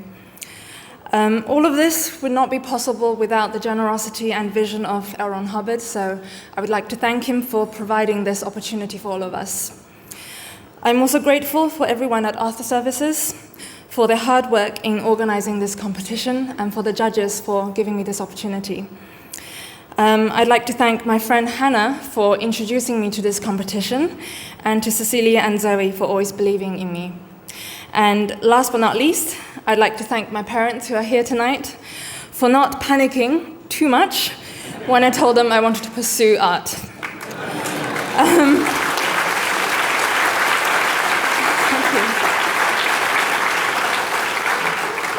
This has been an incredible experience, and I'm so grateful to be here. Thank you very much.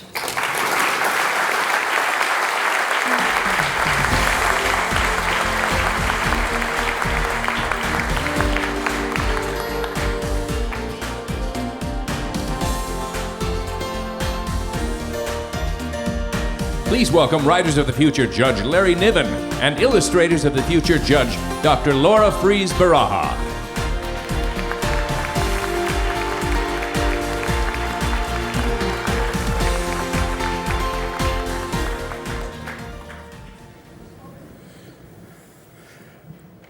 Let me get this said. That's the most interesting dinner I've ever been offered, in every positive sense, at any banquet.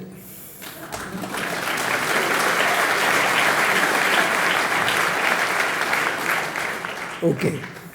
Preston Dennett, out of California, is to our knowledge the only person who have submitted 47 times to the contest, earning 12 honorable mentions over the years.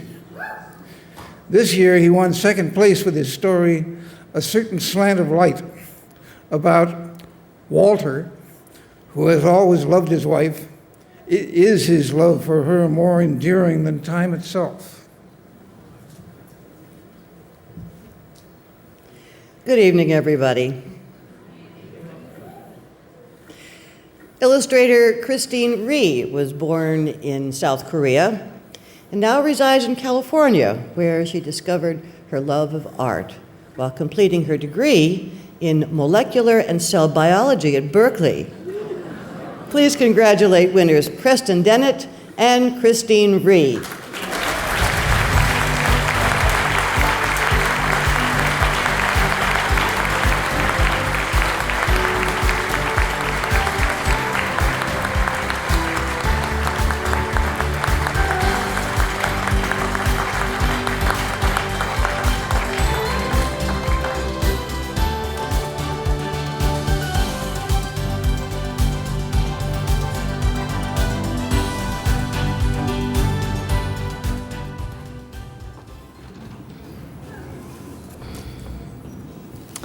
Finally made it up here. Wow. I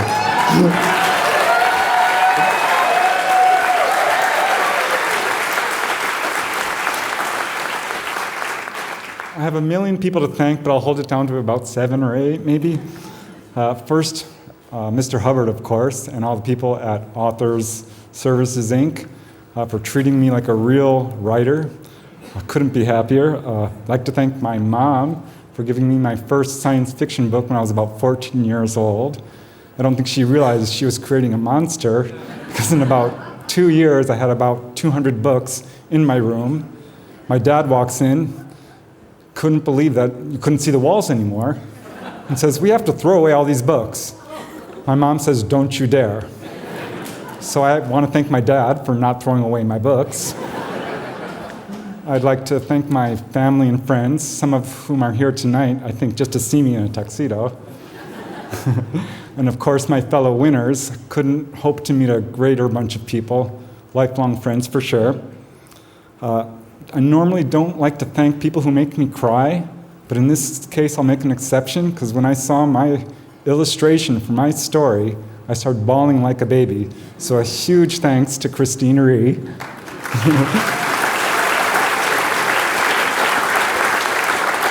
I'd also like to thank the judges, not only for giving their lifelong earned wisdom and sharing it with us, but also for writing all those books that really sustained me through my childhood. I spent all my allowance on you guys. I would have spent my sister's, but she wouldn't give it to me. I started entering this contest back in 1988 while living in Topanga Canyon. I entered 12 times, and I got 12 rejections. I gave up. I gave up on my lifelong dream of becoming a science fiction writer. I sold all my books. The only ones I kept were the 8 volumes of the Writers of the Future contest, which I actually wept as I boxed them up and put them in the closet. Couldn't give them up. Fast forward about 17 years, I was getting old, and I realized my dream of becoming a science fiction writer was slipping away from me. So I immediately decided I'm gonna start again. I'm gonna give it a try. First thing I did, of course, was look up the Writers of the Future contest and was delighted to see it was still going on, and immediately started entering every single quarter.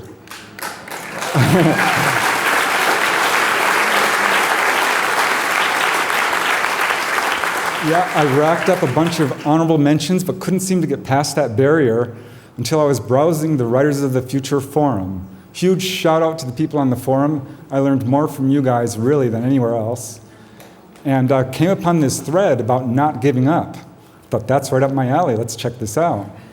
One guy said, "Don't worry, I would never give up. I've heard the story of Topanga Canyon." I got a cold chill. I'm like, what's the story about Topanga Canyon? Turns out, this comes from a workshop taught by Dean Wesley Smith, one of our esteemed judges, about the importance of not giving up. He talked about a writer named Topanga Canyon, who all the editors were actually talking about. They were all wondering who was going to be the first to publish his story when suddenly he disappeared off the face of the earth. And I came back, and that really, I found out like I discovered a secret identity. I was devastated and elated. I wish there were a word for that. And, but it gave me the inspiration I needed to keep on entering, which I did. And on that 47th try, I got that call from Joni that I had won second place. And I couldn't have been happier. So a huge shout out to Dean Wesley Smith for bestowing me with that secret identity.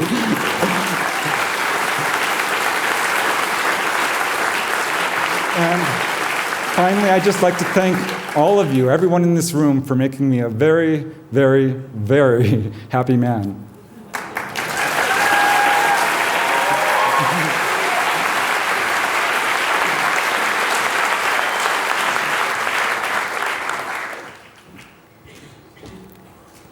This is heavier than I thought. I normally use pictures, so I'm going to get straight to the point.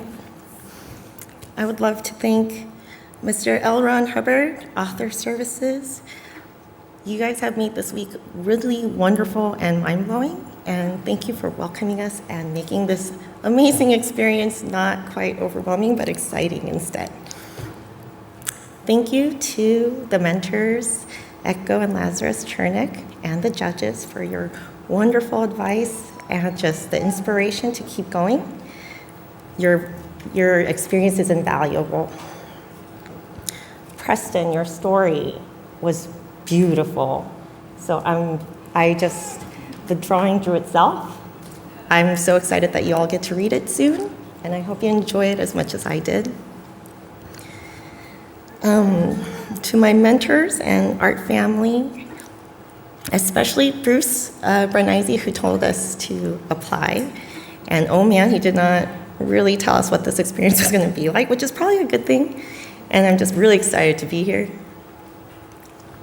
And my mom and dad, they're sitting here today.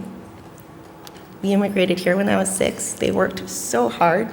And I'm just so grateful to them for giving me just the strength to keep going and to be here right now. So thank you, Mom and Dad.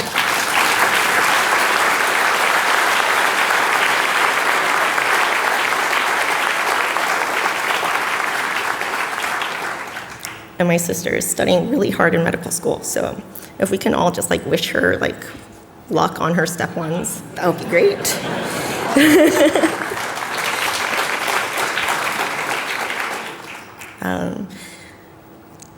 To my husband, Alex, who is carrying my son right now so that we could come here this week.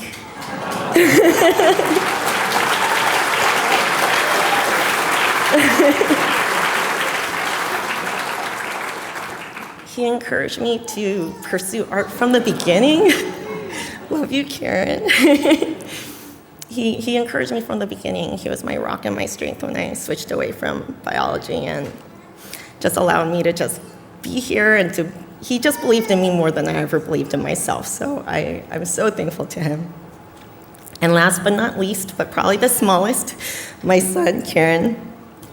I love him so much, and he's been so inspiring. I had no idea how much a child can change your life, and I just want to make this world a better place for him, for everyone, so that we can just all be just in loving company with one another. Thank you so very much.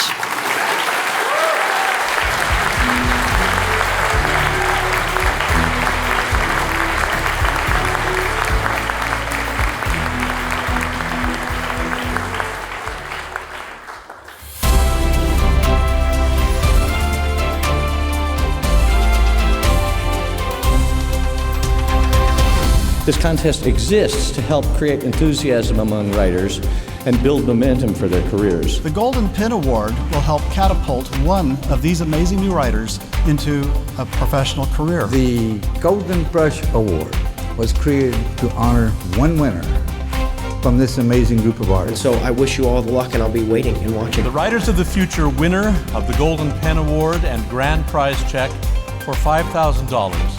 Our winner this year, I am delighted to say, is Jana Kumarek from Czechoslovakia. And this is the check. William J. Katz. Eric Valdez Elanis.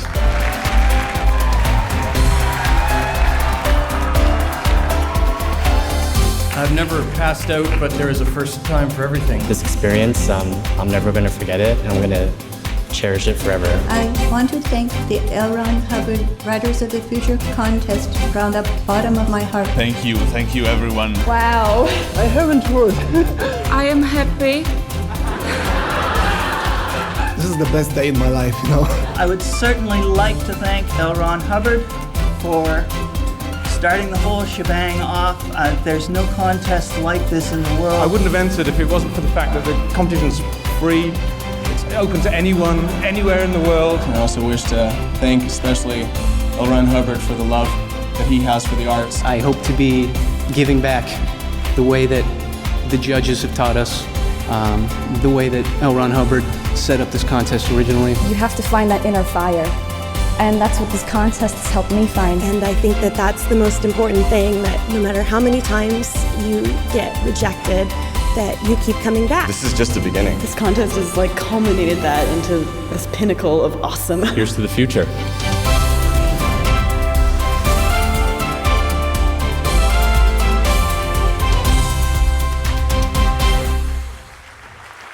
To present the Illustrators of the Future Golden Brush Award, please welcome Illustrators of the Future Coordinating Judge Echo Chernick and Bob Eggleton.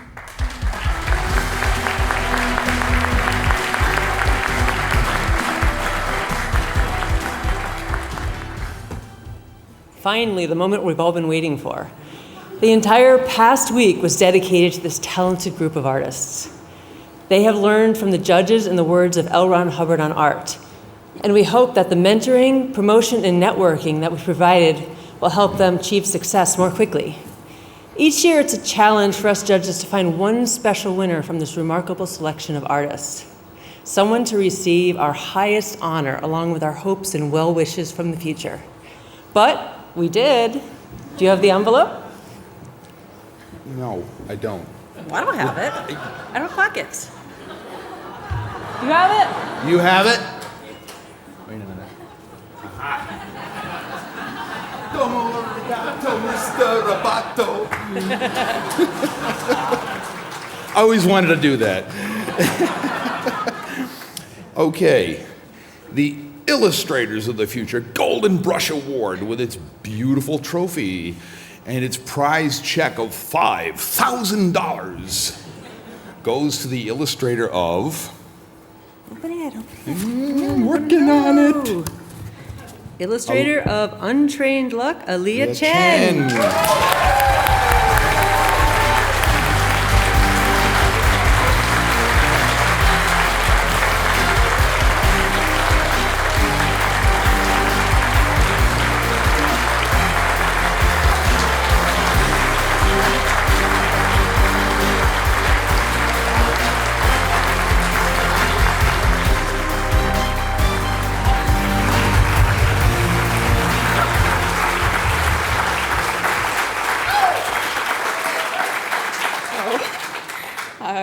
I'm shaking right now. I totally did not expect this at all. Everyone here was so amazing. I didn't think I could even stand among them. Watching the reel about the artwork, everyone was just incredible, and I don't even know what to say. Honestly, I struggled so much, I guess, throughout my life with confidence in my art abilities. That's why for my major in college I chose engineering and not art.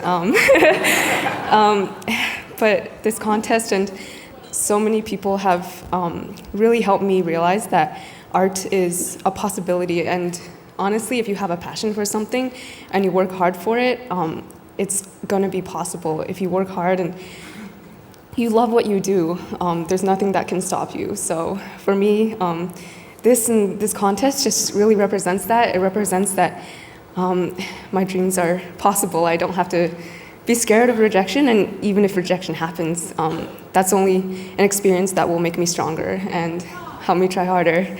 But yeah, thank you guys so much. I'm so honored. Thank you for being here, and yeah, thank you.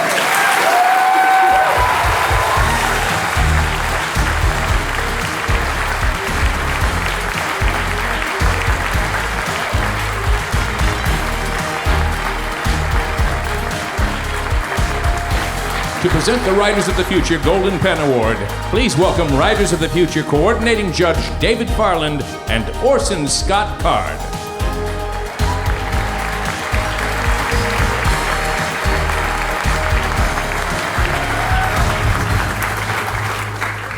First of all, I'd like to say we really have a talented group this year, and it's a shame that we can only have one grand prize winner among them. Once again, it's been my privilege to search through thousands of stories to discover our winning authors, our winning tales, and it is an absolute honor and privilege to them, along with the other judges and professionals, to spend a week to further mentor this group of individuals who show such tremendous promise and exemplify the best new writers in the world. Writers who not only have a strong grasp of how the world works, but how it could work better, and so give tomorrow a new form, as was envisioned by the founder of the contest.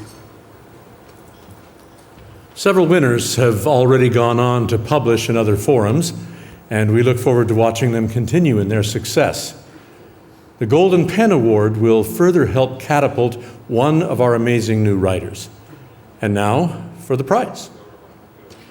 And I'm not even going to search for the envelope. I know no one would trust me with that. But we're waiting to see if they'll trust something else with that. I'll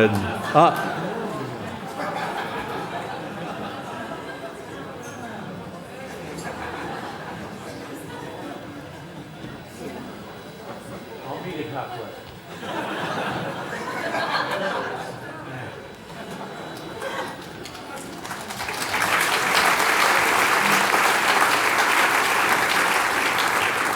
I'm not even athletic enough to snatch an envelope out of the paws of a robot.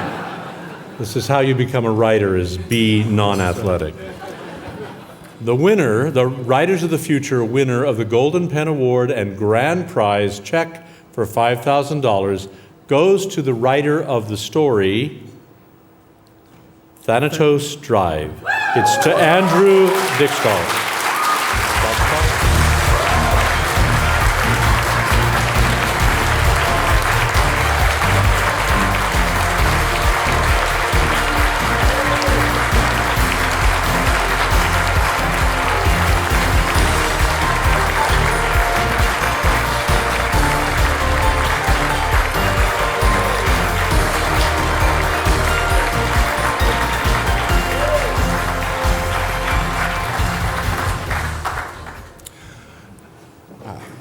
Well, that happened.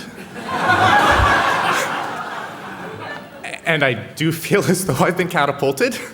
So it's just an unbelievable honor to be here for all these reasons. To know that my work has been read by the authors that I grew up reading, that defined my childhood, and I'm still in my childhood. I still love these same stories. It's absolutely unbelievable. So I have to thank them. I have to, of course, thank L. Ron Hubbard's estate. I have to thank the people at Author Services again. We've been treated gloriously well. walked up to folks, which story did you write? And we tell them, and they go, oh yeah, I remember that one. And it's like, people read what I wrote. Right? But what makes this the greatest honor for me, and it's just incredible, are the rest of the cohort and the company that I've been permitted to keep this week, and the company that Thanatos Drive has found itself in. That's the test. That's what makes this feel like it's worth everything in the world, is to look at the stories that are in that anthology along with mine and to take those as the standard to which it has been held and found sufficient. It's just unbelievably humbling to look at these people who are the writers of the future, and be counted among them, and be able to look forward to what they and we are going to go on to do next. So thank you to everyone here. Thank you again to all the people who have supported me over the years and put up with me over the years. I could not be happier right now. So thank you.